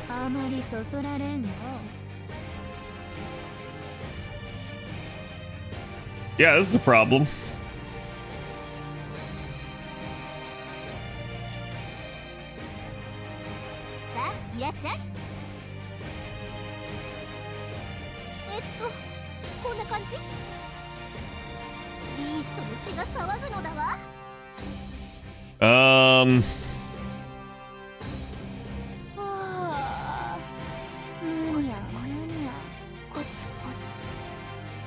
Cuts.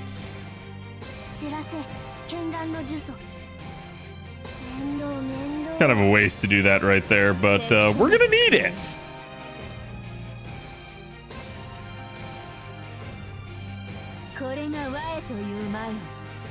I have 2 cards from her. Well.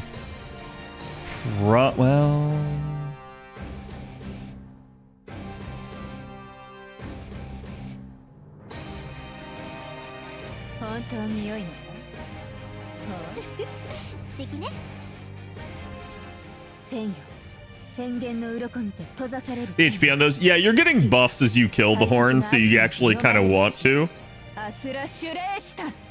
Okay, so that did bar pop, so I was right to target one of the horns.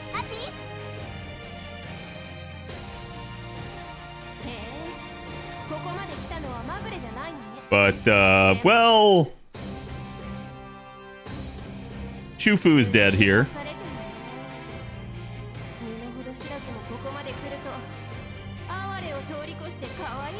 And...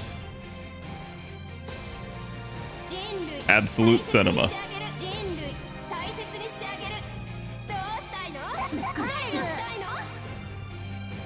That's rough. She's now gonna kill her as well. So again,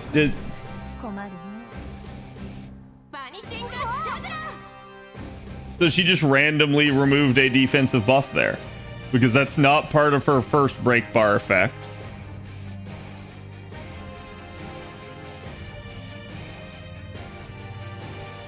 Like that's actually rough. And she might kill everybody here now.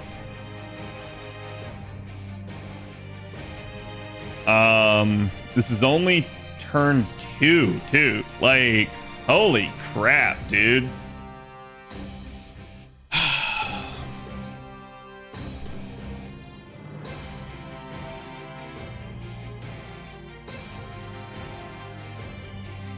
Can she live? Yeah, that's like, I don't think she can, is my biggest issue. Like, even if I had waited and popped the 3rd skill later, I still don't have the cooldown reduction to do this. So this is pretty spicy.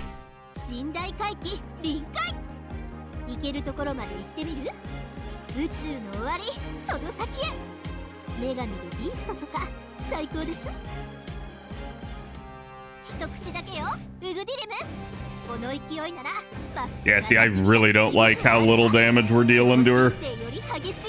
It sucks that she basically screwed us with the defensive buff removal, though. Like, she's gonna heal. That just is what it is. Well... Hold on. I could save this. Ray, thank you for the sub. Appreciate it, my dude. How you doing? I'm gonna go for it. エスコートしてくださる。わかりました。 Then I'm actually... 素敵ね。 Wait, hold on. Let me look at her real fast.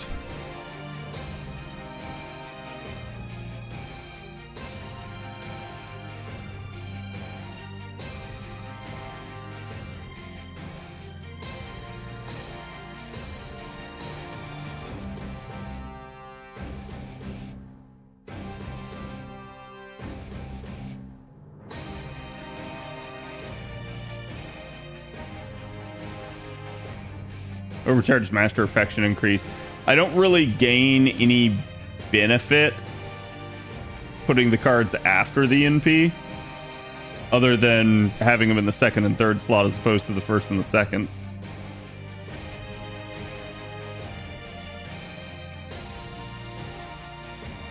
And using 2 cards before will increase her master gauge.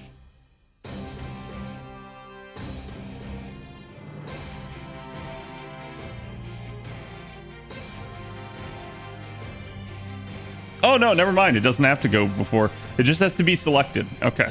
I had forgotten about that. I was thinking I had to actually use the card ahead of it. 寝台回帰臨界。行けるところまで行ってみる？ So it's just better to use it after than at that point. その先へ。女神のビースト。 Hopefully I can get a horn here. 時には野蛮に荒々しく。 Doesn't look like it, though. バック欠損データ合体。オールスターでごめん遊ばせ。 Yeah, that comp is fucking pathetic and needs to get better. I don't know what to do about that comp, though. Maybe I swap, like, Shu Fu for Proto Merlin and move Proto Merlin to Wave 2. But that's, like, also just kind of oof. 行くぞ。ドンスタル最果ての突撃。準備。かしこみかしフルメ。リラクションセット。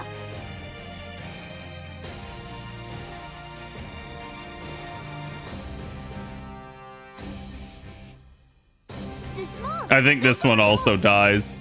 Like, God, it's such a... 頼りにしてるよ。冒険の旅路に。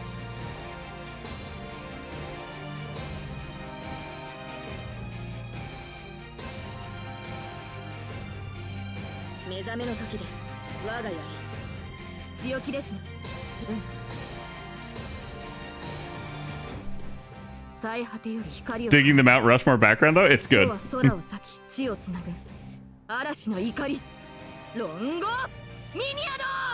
This is our deal call.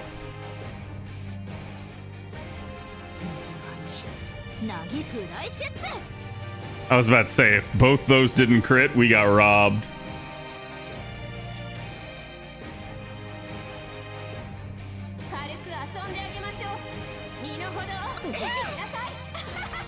Wow.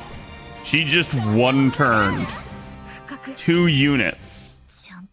Like, I don't know, chat. I don't know that this is worth doing at this point. Like, good fucking God, dude.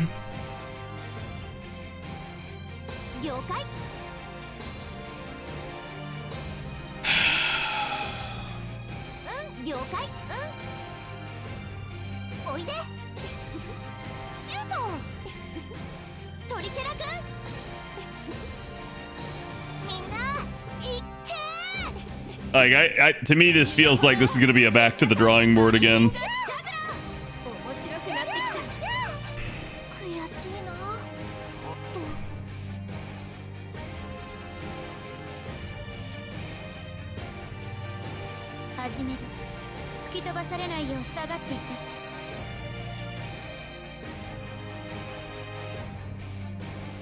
Is that total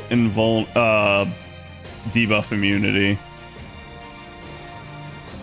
It's 2 times debuff immunity. Mother.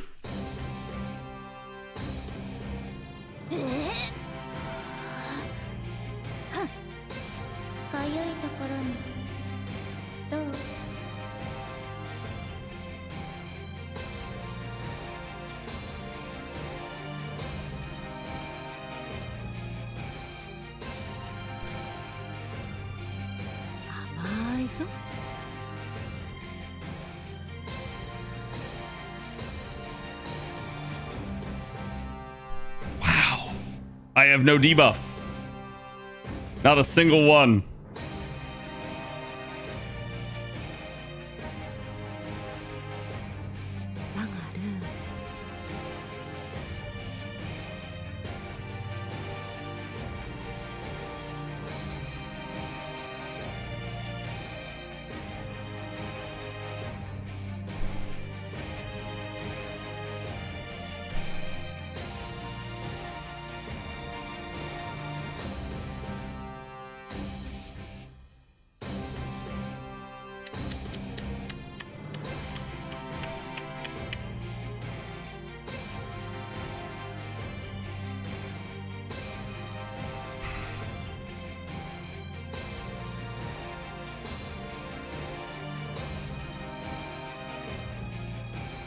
Mel Burns? Okay, let's try. Let's see what we get out of this.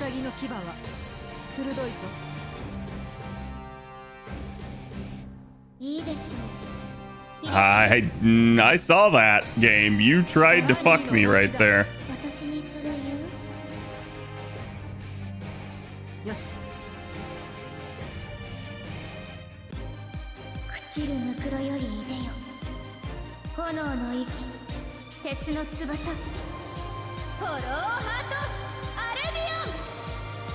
Okay, sweet. So she should get stunned. There we go. That at least allows me time to potentially get off a second NP.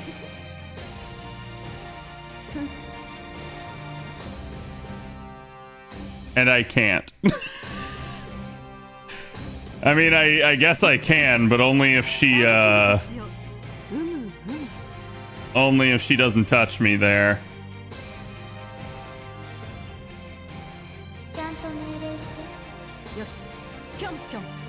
Pion pion.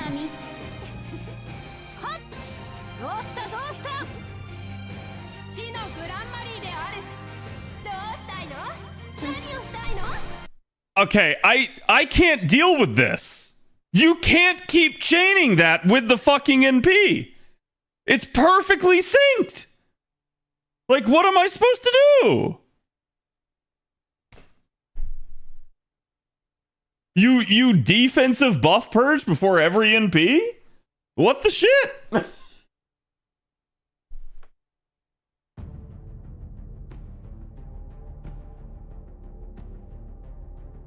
That is rough, dude.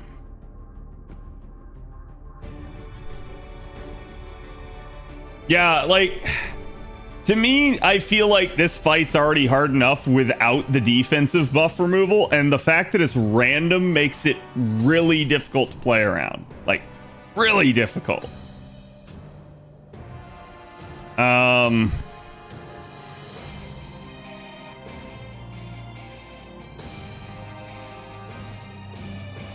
Hopefully that changes seed.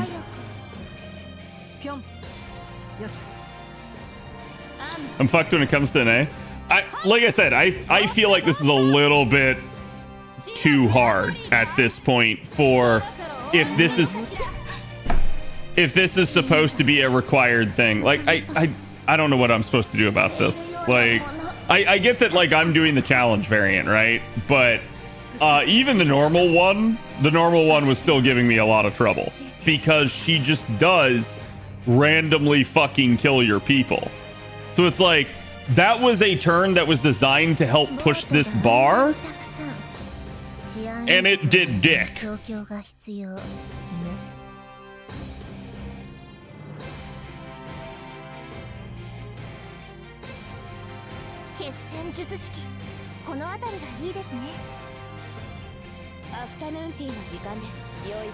Forcing the horns will ramp your damage so much more. That doesn't matter, my dude. I can't fucking kill the horns. She kills me before I can kill the horns. There's a little bit, like, no amount of power that's gonna help with that. Like, I've heard of a ton of people have an issue with the higher forms of this fight already. Debating if I want to pop all of her stuff there.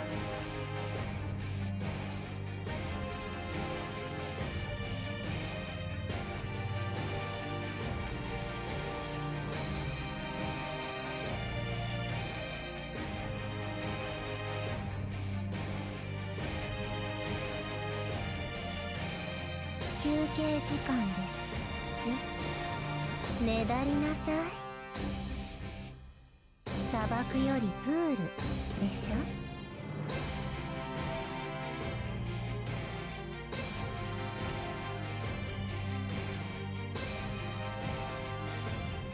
たまには良いかもしれません。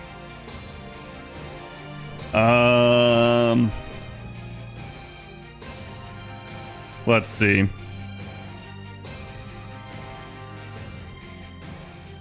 Yeah, here's his NP damage up for 1 turn. So that's probably good. I know Ace is a damage one as well. Let me check it. Buster performance and skill cooldown on 3rd skill. Am I going to get back to that skill? No. So it's 5% extra Buster versus 5% extra NP damage. たまには良いかもしれません。そして万事退去完璧に覚悟してください。これこそが我が高機動型大広間。 I mean, I get that they need, for like this to work, they need the boss to actually have some lethality. That's not like my biggest problem. My biggest problem with it is like the lethality does feel like it's over the top. Like, so it's like it is very much a kill or be killed. And the problem I'm having is she's like turn 1 slaughtering a lot of my parties. So it's like they want you to take effective damage units, but everybody that deals effective damage against her only deals 1.5 times effective, and several of them take 2 times damage.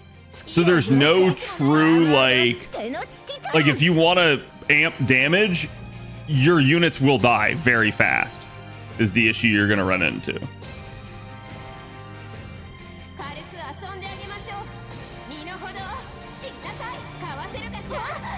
And like I still got 3 more health bars to get through, and I've already lost half my teams.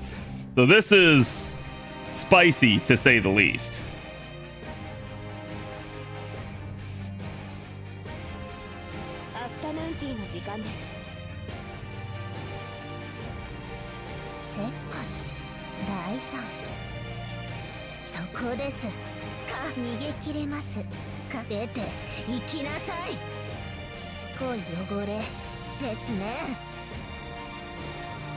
I mean, Power, I'm gonna be honest, I'm not sure what you're trying to say.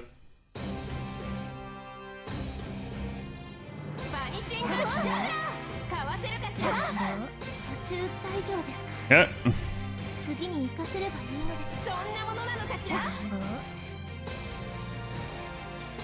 That crit's a little bit on the spicy side.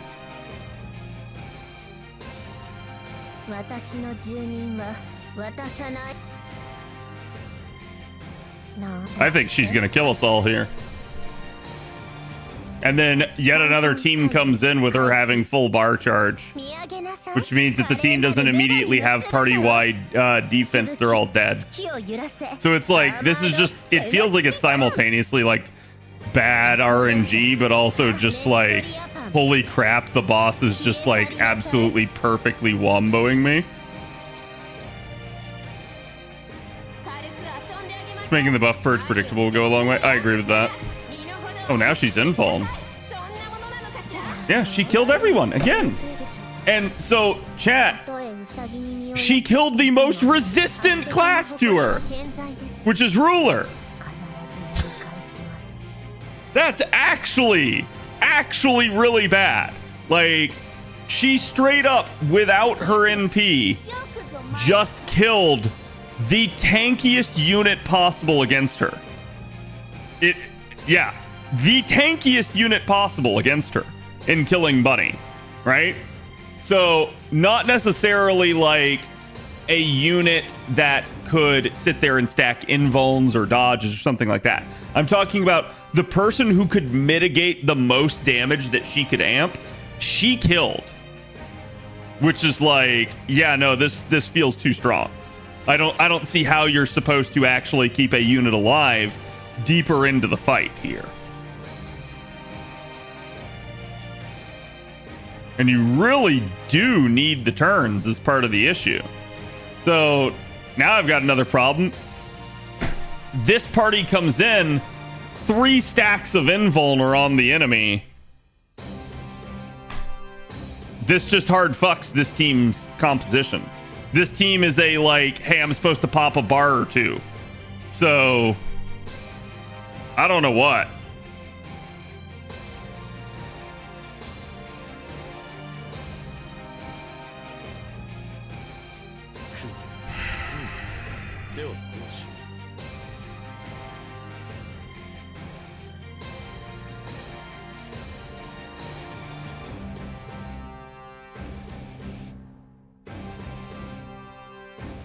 I mean, I could try to target the horns,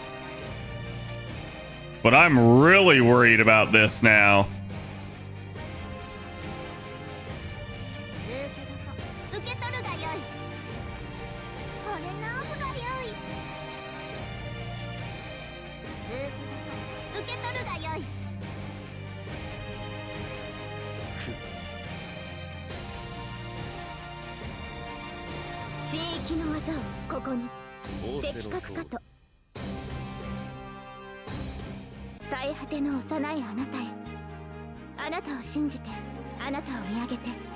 It's probably best not to talk about it, Rogo. The reward in beating this? Basically just a ticket.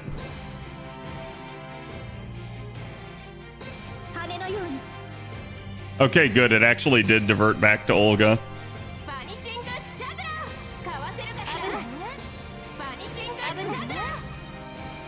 Okay.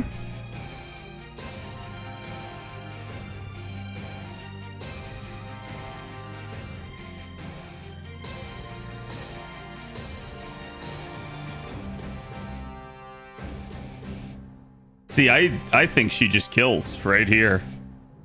I think if I try to risk this, Olga just slaughters me.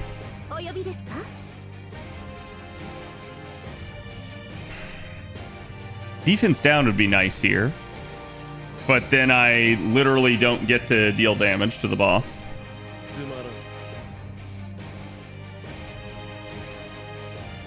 And so Waver probably dies.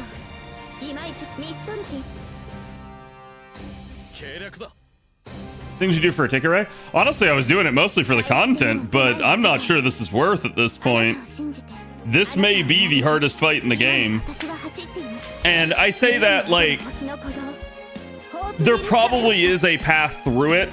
I'm just it's not apparent to me at the moment. And the sheer amount of like sitting down and having to like map the fight out that you need to do is probably to me the most like egregious thing about it. Can she resist stun? She has debuff immunity to a degree.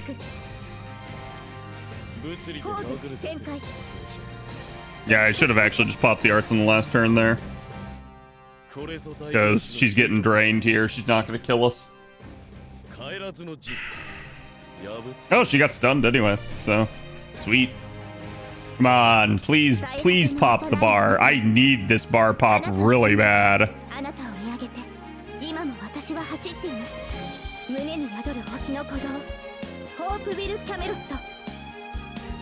Thank God.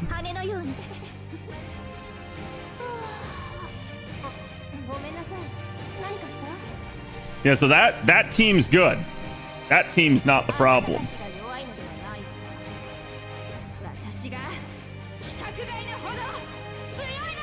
Debuff immunity 4 times now. Oh my God. Like, I think you need to load up with command codes. I think you need to like... So, and part of me wonders if they're doing this so that it's like, hey, have you done your class score? It feels overtuned even for class score. And it kind of feels punishing in the sense that basically there are only certain classes that work here. Which, full disclosure, chat, I have, again, like one of the best classes already amped for this. So, like, that's still pretty rough, if you ask me.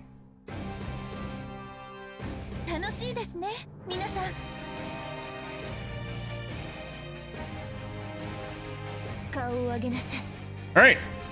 The stun went off, but she blocked it, so no can do.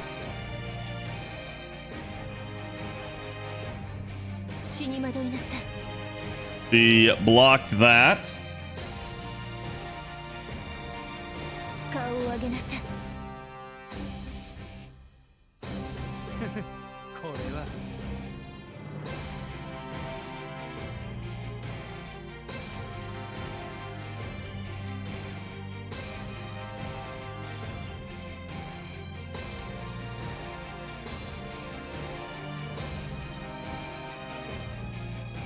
Okay.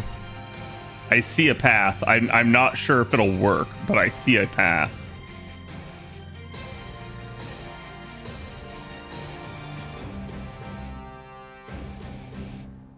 He doesn't need that yet.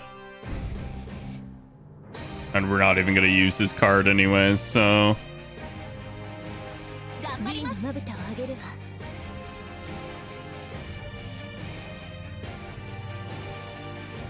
分かっ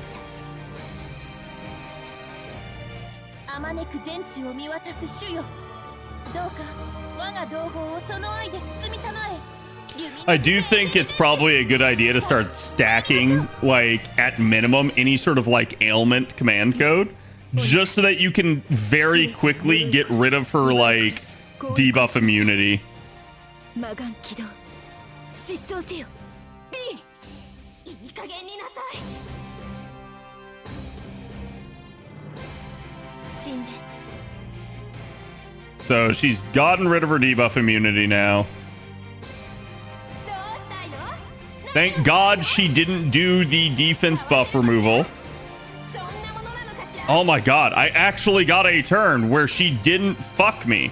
So maybe it all has been really bad RNG. I'm not certain. 私でよければ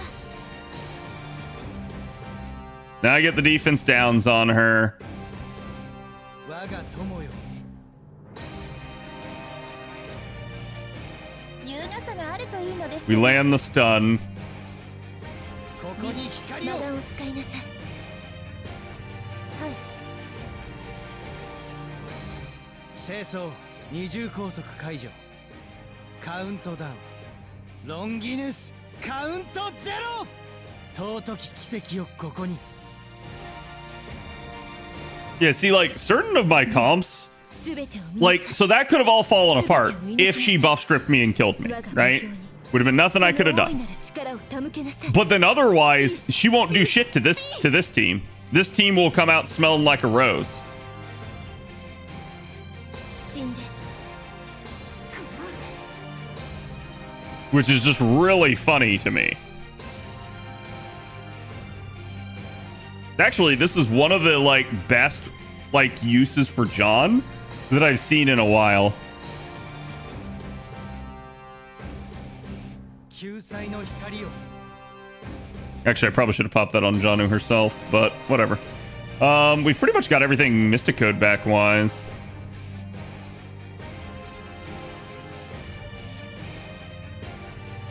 Do I go after the horn or do I go after her here? It doesn't matter. It's my last turn and I can only card. I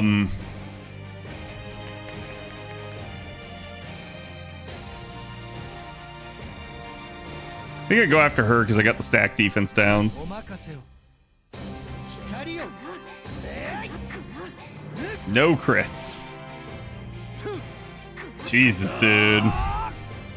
軽く遊んであげましょう Cut me some slack, game. 無駄そろそろ終わりなのかしら Yep, there you go. So, with one turn to deal damage, she killed the left two. And I think it's because she charged her NP and nuked him. So it's like, the only one she didn't kill was him, but... 白くなってきた Okay, yeah, he still lives. Good God. たくさんいるのね Alright, this one's bad. Just gonna go ahead and declare that, chat. This one's no bueno. ね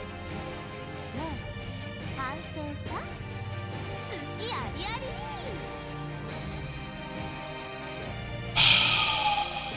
Does she have the capacity to kill?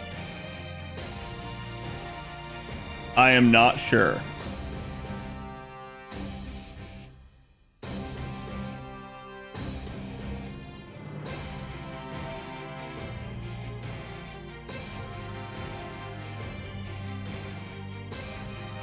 I think we pop it. We just pop it and we play it safe.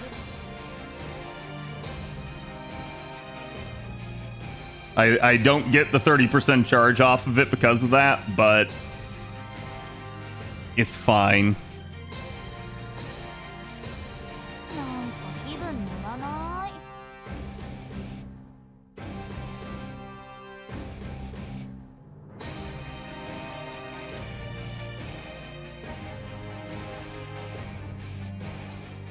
いつもの行ってみよっか。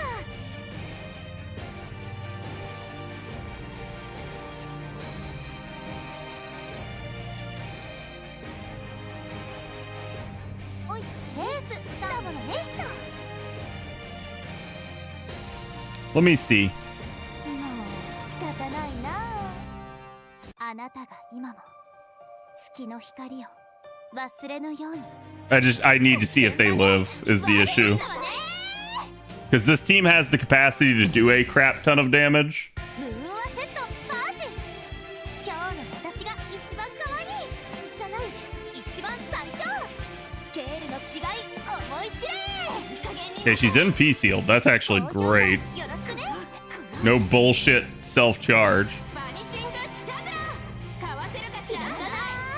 身の程を知らなさい。霊気の体ってもの。 Holy shit, dude. ラララ。 I should have just popped that, but whatever.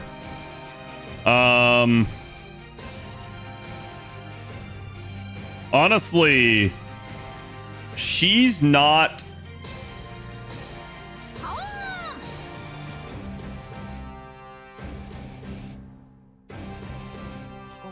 I'm going for that.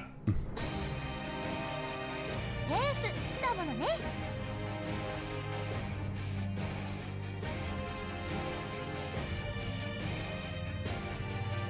Really want Janako's NP, but if I use Janako's NP, I might not live. So I think we sit on Janako's NP for one more turn. 簡単でしょ。 And we go for the bar pop. Or what's her final bar pop? バージ。今日の私が Increase his own attack by 30%. 一番最強。 Oh ス boy! ケールの違い思い知れ。いい加減になさい。そーい。 I'd go for Janako's NP. Is fine? Question mark? なのかしら。バニシングジャグラー。かわせるかしら。目覚めよ神のパワー。 Kami no power. 異常な労働命令っす。簡単でしょ。やれるかな。ガネーシャさんが私にもっと If the arts changed, she probably would have looped. Yeah, she might have. ガネッシュインパクト。 Okay, I think we got the horns. 本気出すっす。 That heal's actually really nice too, in case she does pop us. やだ、このミニスキかっこいい。 Perfect. Oh my god, yes. Yes. Yes. Ah! しつこい、うるさい。 There's a chance. We still got Battle 9 and Battle 10. The problem is she's gonna kill everybody in Battle 9. You know it, and I know it. 一息で終わらせる。地のグランマリーである人類、大切にしてあげる。軽く遊んであげましょう。どうしたいの？何をしたいの？ Okay, thank God she used her bullshit random charge there. I'll actually take that. Like, it just resets her right back. So, 燃料をここにあり。 yeah, this is the one I'm terrified about, chat. I'm terrified about this one. Other problem is she's now got 6 stacks of this, so Stunning her with BB, not really gonna work. It's also an unremovable, uncleansable, so 祈りたまえ go ahead and pop that. Gonna go ahead and pop that.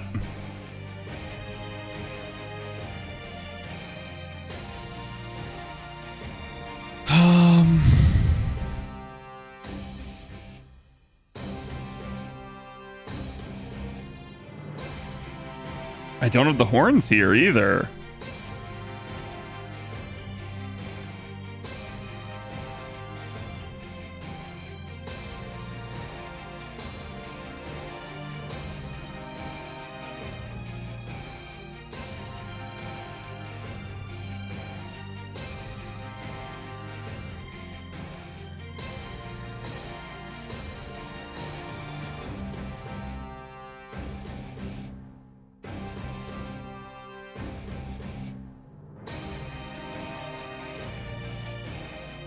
I think it's spicy if I try to, like, survive.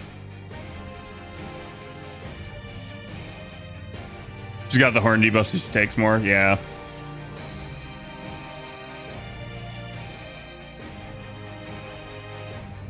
Did I do his buff?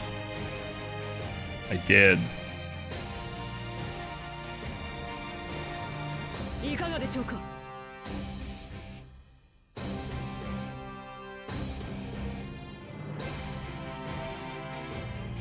どうぞよしよし Now the question is, do I pop his first skill or not? And I think that's just rough.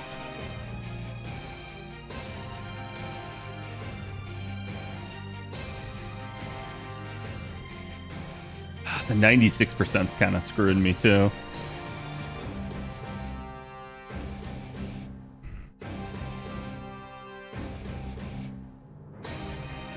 I'd go burst mode? I know. I'm like... ラスボス系後輩なのです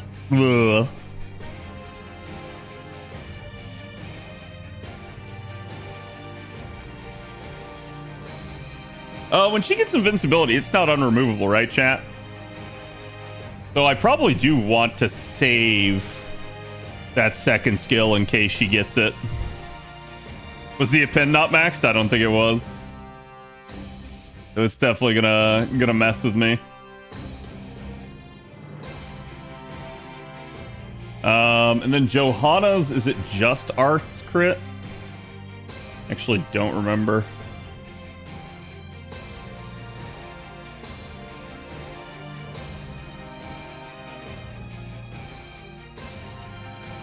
Yeah, but it's 3 turns, so fuck it, we ball. 導きたまえ So the real problem is we actually need to live. That's the issue here. 救いたまえ And BB's the only effective damage dealer too.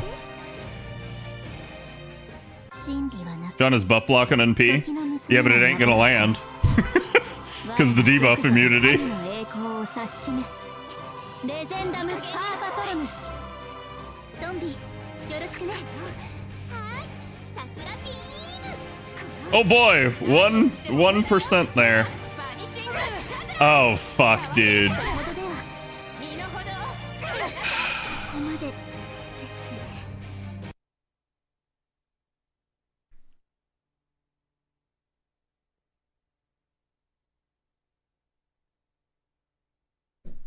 I think I have to pop the invuln from the Mystic Code now. I think it's the only way BB lives.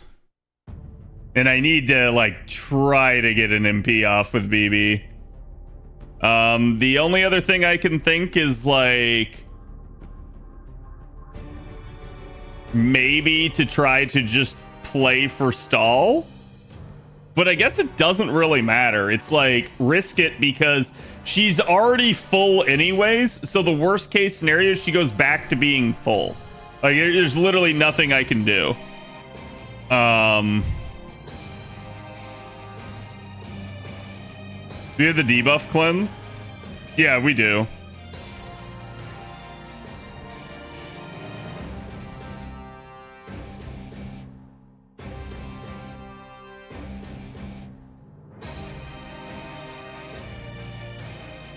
I mean, I could use BB's first. since it's not in the Mystic Code. 何でもできるラスボス系後輩なのです See, I still think she's just gonna brutally murder me, though.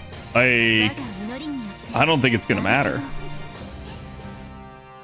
Hello, AK. How's it going? 我は神の代理人 Have you ヨガ been? に座るはその証明レジェンダムパーパトロヌスいい加減になさいトンビお願いねはい桜ビーム That's a nice crit, at least. 大切にしてあげるそんなものならさほどではバニシンガル身の程をしなさいごめんなさい Dude, that's too much. Like, it's too much fucking firepower. It's one turn. It's one turn, and you're eating over a third of my health with every attack. And it's AoE. Like, it's just too fucking much. I don't know what the hell they were thinking with this one. Couldn't we use one seal for the missing BB charge? I assume you can't triple seal this fight. I don't actually know, but I assume triple sealing is not possible.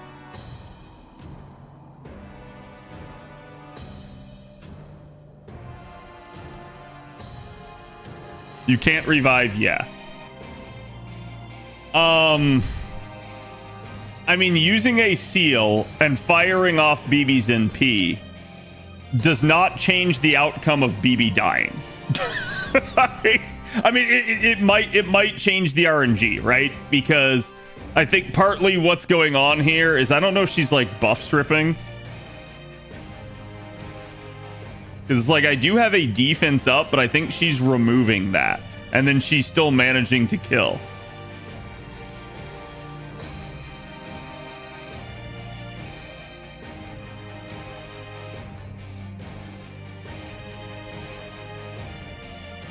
She does her buff strip, yes. Yeah.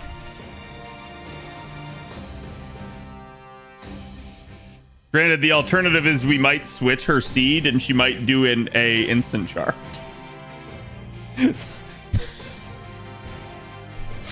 I'm not sure about this. I'll go for it. Let's see. See what happens. 我が祈りによって道を切り開きます真理はなく I guess in theory it's worth as long as I outdamage the 2 mil, but I still think she's gonna kill. I think that's the problem. レジェンダムパーパトロヌス God, that NP does jack shit. さあ喜びなさい声は静か Target the boob. ドロドロにして Inject the boob. いい加減になさいはい桜ビーム Heal the boob. 人類大切にしてあげるバニシンガ I guess she did it again, so we're dead. 合わせるかしら身の程をしなさいここまで Man.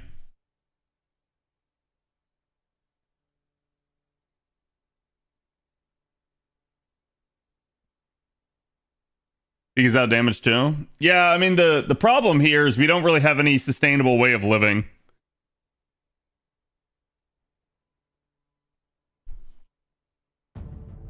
Like she's going to kill me, and unless I can get off like a second BB NP, I'm just not gonna have a good time with this.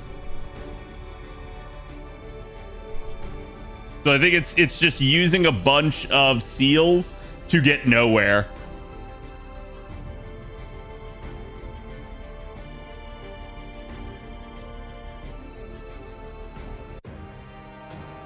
If Lanling can live, just bank the damage. I don't think Lanling can live. That's the issue. Like, I think there's only one real possibility, and that's to do this on that, and then get to a second NP somehow. But I really just don't see it happening. How many stacks does she have here? She still got the 6 because I haven't actually moved yet. So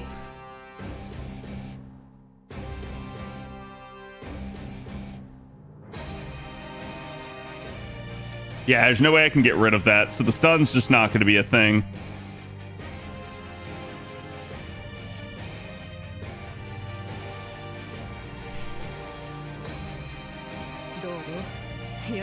Try to change the seed again.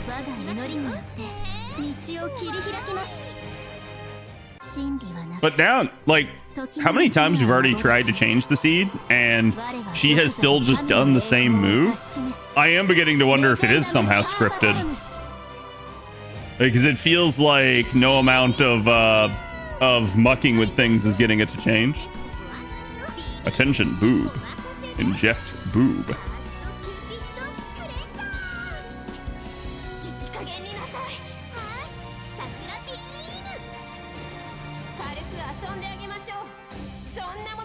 Yep, still gonna kill.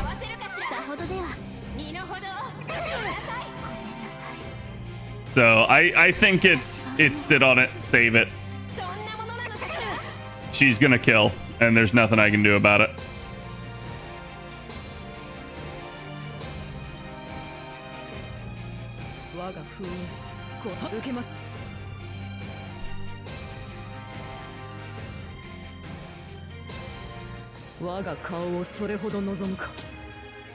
Best thing I can do here is NP and drain her back. It's quite literally the only play I have. You get nothing, woman! And then we basically rely on what's her face having to finish it. Oh wow, he actually lived to a... Damn. Damn. I was gonna say he actually lived to a third turn, and then she quadded him. Okay. Guess who's back? Back again.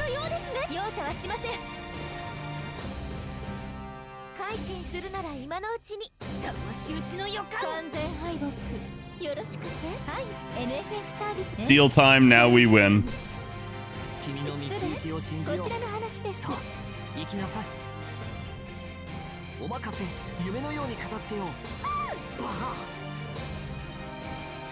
Not gonna use that yet. I could use the cooldown reduction, but you never know when you need to change a seed. You never know, chat.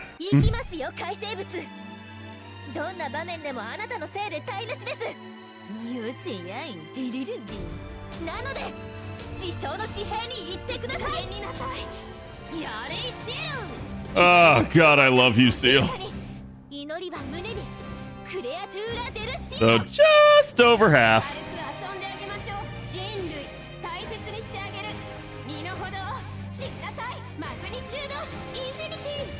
Pound sand, woman.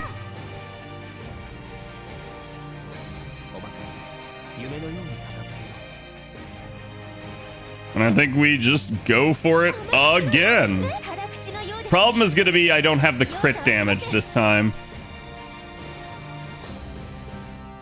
Oh, shit. Well, now I'm really glad we saved that. Really glad. Really freaking glad.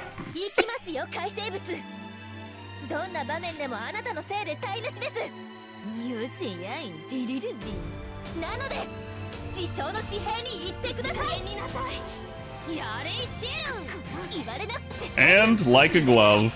So, yeah, and she still killed that with some despair, so I think even on the highest tier, she can final that bar. But, good God. I gotta be honest, I don't know that I want to do the 3-star version of this. Like, the 90 star. Because, holy shit, that just does not seem remotely doable. I feel like we made optimizations, we improved that, and she still managed. So that was the sum total for my effort. Yeah, I think I can say it's like, it's not impossible. It's just also not necessarily worth. I don't know why it opened up I think I accidentally hit the thing there. But yeah, I think I can say like conclusively, it's probably like for your average person, just not worth the amount of time. Not for like one ticket, right?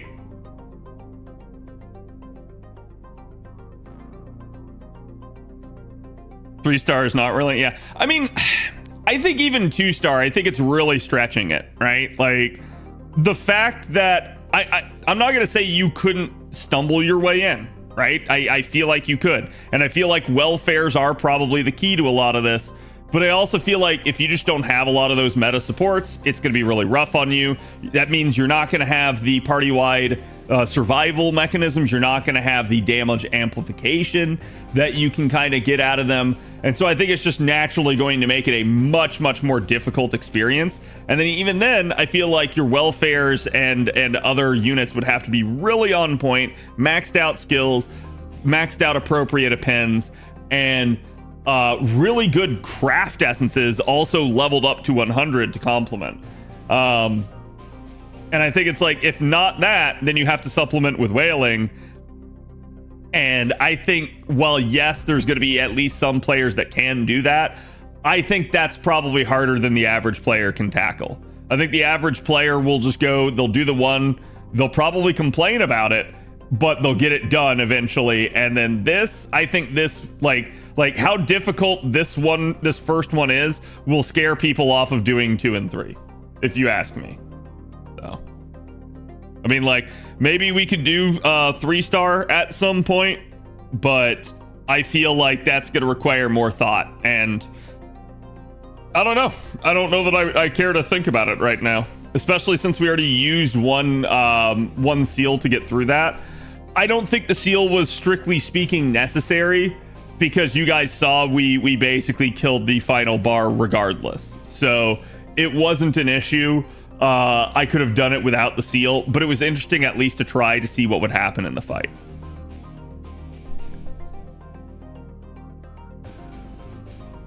If your account can't do 90 star with how developed it is, lasagna really fucked up. I think my account is capable of it. I think it probably requires me finding the perfect solution and completely optimizing the crap out of it. And like I said, so some people will probably say this is lazy, right? But like, one of the biggest things for me would be the fact that I can't seemingly switch around my parties easily, because it's pretty clear that like for certain compositions, like say this one, this should come later in the sequence after I've knocked out a bunch of the horns. So the problem is, in order for me to switch this, I have to go and sit here and resocket every unit manually, resocket every CE that they're using manually. And it's easy enough to like remember, hey, I used this here on these units, but then it's hard to be like, hey, I used these on these units on top of that. So I mean, like, short of like, you know, being on stream and recording it or taking pictures of it yourself, like some sort of screen grab or something, I feel like that's asking a lot of the average person. Yes, it's a memory thing. People will be like, no, it's not that big, kid. What are you talking about? It's just an extra hurdle. It's stupid. Most people shouldn't really have to do that. So that, to me, that's a quality of life that they could improve on with this. But I also just like, yeah, I think everything about this is time consuming. And I think it gets to the level of kind of the super recos where if you don't have a composition that can 3-turn the super recos, and you sit there and you go like, oh man, I don't have something that can even really go the distance. Now I've got to like try to sit there and solo them. Super recos are just not worth your time at that point. They're just a massive time sink and waste. So in the same degree that I feel like super recos are largely just an EPing thing and relatively worthless to the average player, I feel like this 90 star is absolutely the epitome of that. In fact, I'd wager that it is probably the worst example of it that the devs have done so far in the game. Yeah, I don't know. Like I said, I think my account could probably do it. I think it's just, it's a little tough. And so it would take me sitting down and really trying to deep strategize it even more. And, you know, I was talking with Avalon on the side before stream even. We didn't talk too much, but I obviously knew like some optimizations that needed to be made for this fight. and I made them, and you guys saw I sat there for like at least a half hour, like plotting out like, hey, here's what the changes to my comp need to be. And it still feels like that would be out of reach. So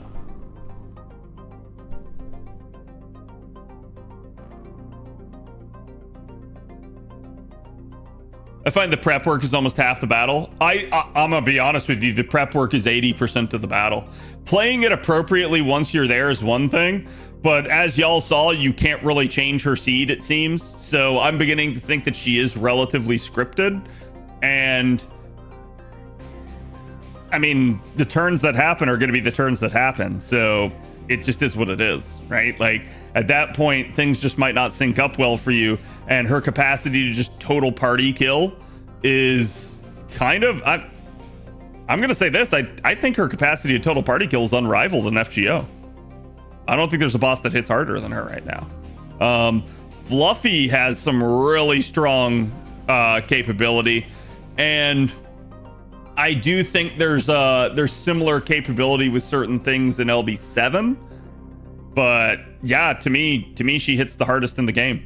I think the only other comparable unit that I can really think of would maybe be Arjuna Alter against single enemies, where he could just literally single attack kill an enemy.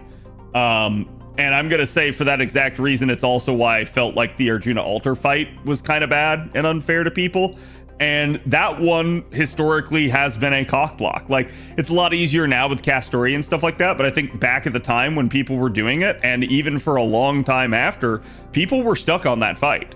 And yeah, I think they're going to have people stuck on this fight. So now with this in the game, I'm a little bit more worried about what they maybe tie behind this as a reward. Again, I feel like if you're doing the 1-star, it's a little bit more approachable. But so for full transparency, chat, because I did have it pulled up on the side screen this time.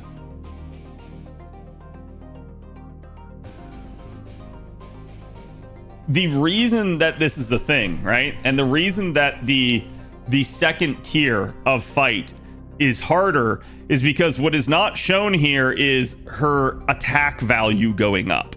So she actually has the capacity to really kind of kill you, okay? Thing is, if you look at the HP values from the basic one, and then you look, at the HP values from the basic one, and then you look at the HP values from the second tier one, they're actually not that different. It's adding maybe like 1.5 million overall to the fight. I feel like that in and of itself isn't the actual difficulty. The actual difficulty is maintaining the offensive pressure without absolutely getting bodied by the boss. So that's where the issue is. And so in that regard, yeah, like just HP values and what your damage is capable of, it's not that different between the two. So I think like the real takeaway for me is, even with the optimizations, with me like switching around which unit was where, she was still just brutally murdering people in one turn. I was very lucky in some cases to just have one unit barely squeak by. And guess what, chat? If a unit barely squeaked by in 90 star, they are dead in 90 star. So yeah, I don't think it's properly tuned at all. It'll be interesting. I'll be curious to see if the devs do anything to the fight. We have seen them before nerf stuff in the past. Usually though, that's reserved for main story. So I think the only way they touch this fight is if maybe something like again, the grand reward for assembling all 4 parts is something like really big. Like, let's say it's a free Olga Marie, right? The devs are going to want you to have that, especially if you've accomplished it. So if people are like stuck and not able to get through one of the parts, I could see it happening. Plus, and someone could tell me, but didn't they actually tweak something on the water version of the fight? But I don't remember in that regard. So maybe I'm just misremembering that. But yeah, I don't expect them to, but I also, in the same time, if they did, I wouldn't be surprised by it. Not stat-wise, yeah. Just so you can go out of the fight. Thank you. Okay, so they did make a change, but the change was a quality of life change. So yeah, I mean, then hopefully they make the quality of life change of like, hey, you can mix around your parties, and that would be really ideal. All for that ticket, yep.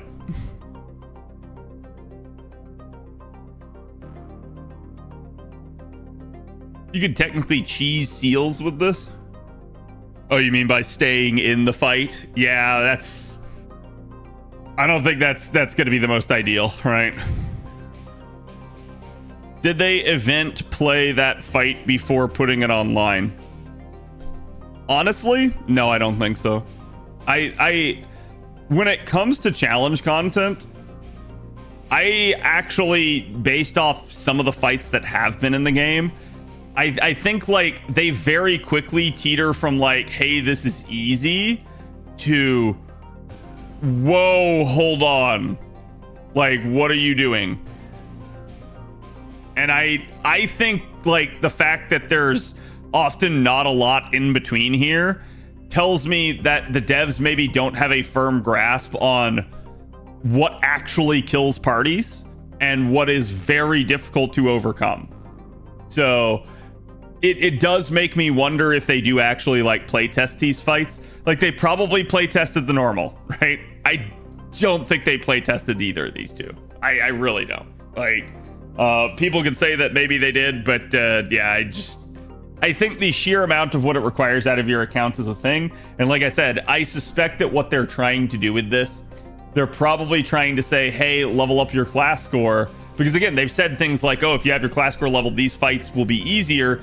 They don't mean specifically this necessarily, but maybe they do. So I'm wondering if maybe that's their logic here. But as you guys can see, right?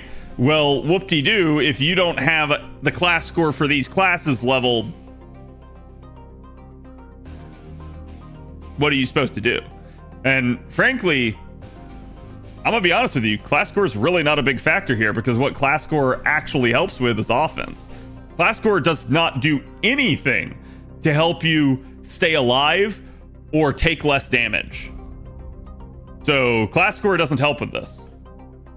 Like, it can help you amp the damage, but there's already just so many power mods being given to you in this fight that the addition of like 20% more of a card type up does nothing really in the grand scheme of you already having like 500% card type up.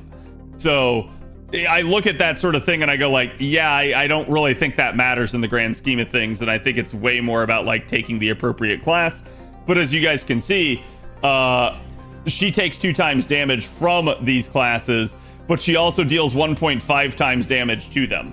So you're just absolutely like, it's a glass cannon type situation. You're taking more damage in order to deal more offense.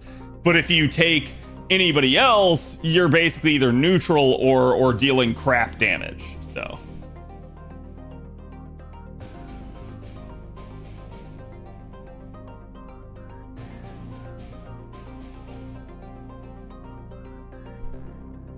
class score isn't relevant outside the min turn for this run. Min turn being 4 turns.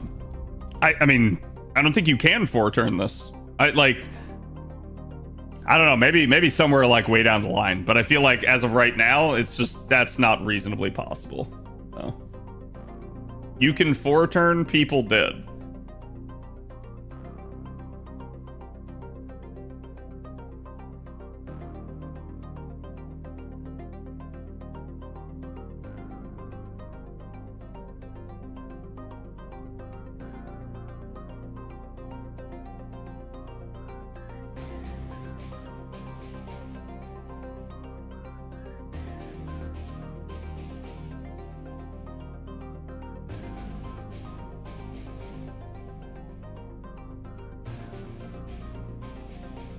I don't see how.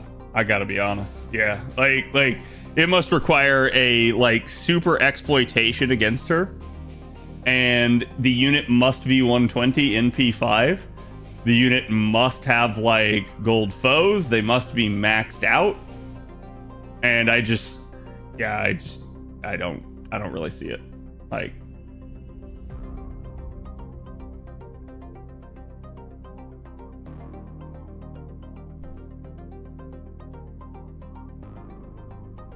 that to have been cheating? No, I mean, like, if it happened, it happened. I don't think, like, because one insane person had the perfect optimization in order to be able to do that. To me, I don't think that's actually possible for 99.9999999% of players, right? Like, it's like, yes, someone did it. Congratulations, you proved me wrong. I'm just right literally almost 100% of the time with rounding error. So it's like, yeah, that sort of thing is like, okay, they're the exception, they're not the rule. I don't care.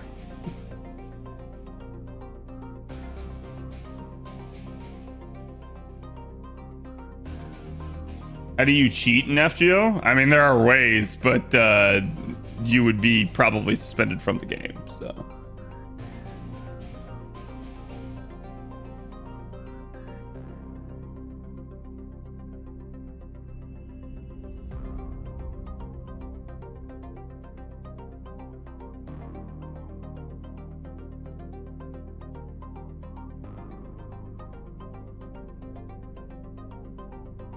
Romulus and Bima? Maybe.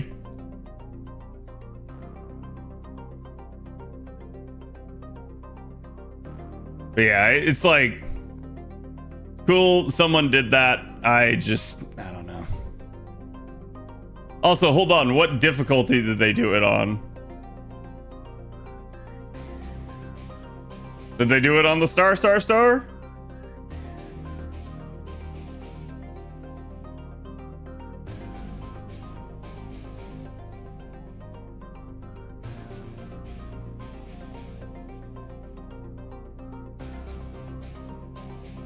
The normal, but the star can also work with it. Yeah, I mean, obviously health values are an issue there, but I'm gonna be honest with you. The bigger issue is keeping the party alive, because due to break bars, she always gets to clap back. Always. So it's like,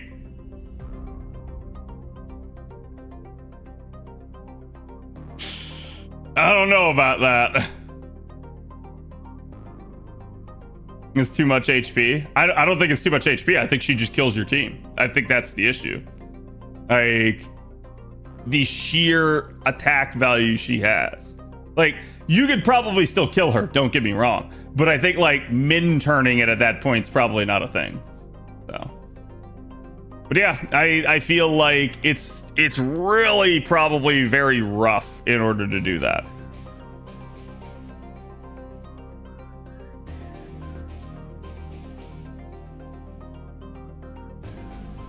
And like, Chad, I got an MP3 seal. An MP3 seal decked out, basically, and slaughtering that still takes 2 turns to do the final bar. So, yes, you could, like, NP5 120 that. That's still really rough. Like, I think that's a huge stretch to try and say that she could do that. Because, like, remember, chat, Seal's power is not really in her NP. It's in the crits. Like, there's things you can do to amplify the crits, but it's like, I don't know. That may be a little tough to pull off.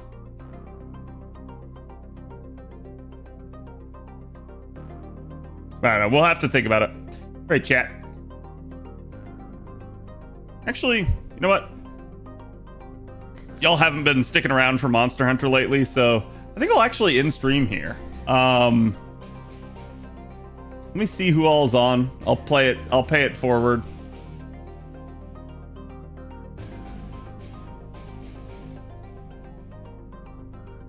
I see Mr. Fox on. Let me go give him some love.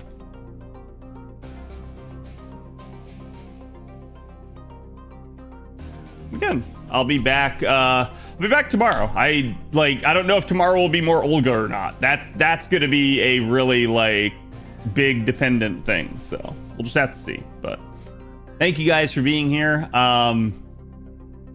definitely a tough fight. And yeah, we got the Dante video out today on YouTube. I'm just trying to think of anything else that you guys need to know at the moment. YouTube wise, upcoming here, we're thinking a little bit about like what we want content to be. So like these fights will probably make it onto the YouTube video, but I'm trying to think about like what else I want. So we missed Ezo. I'll do Ezo tomorrow then. How about that? But all right, go give Fox my love. Have a good one. I'll see y'all later.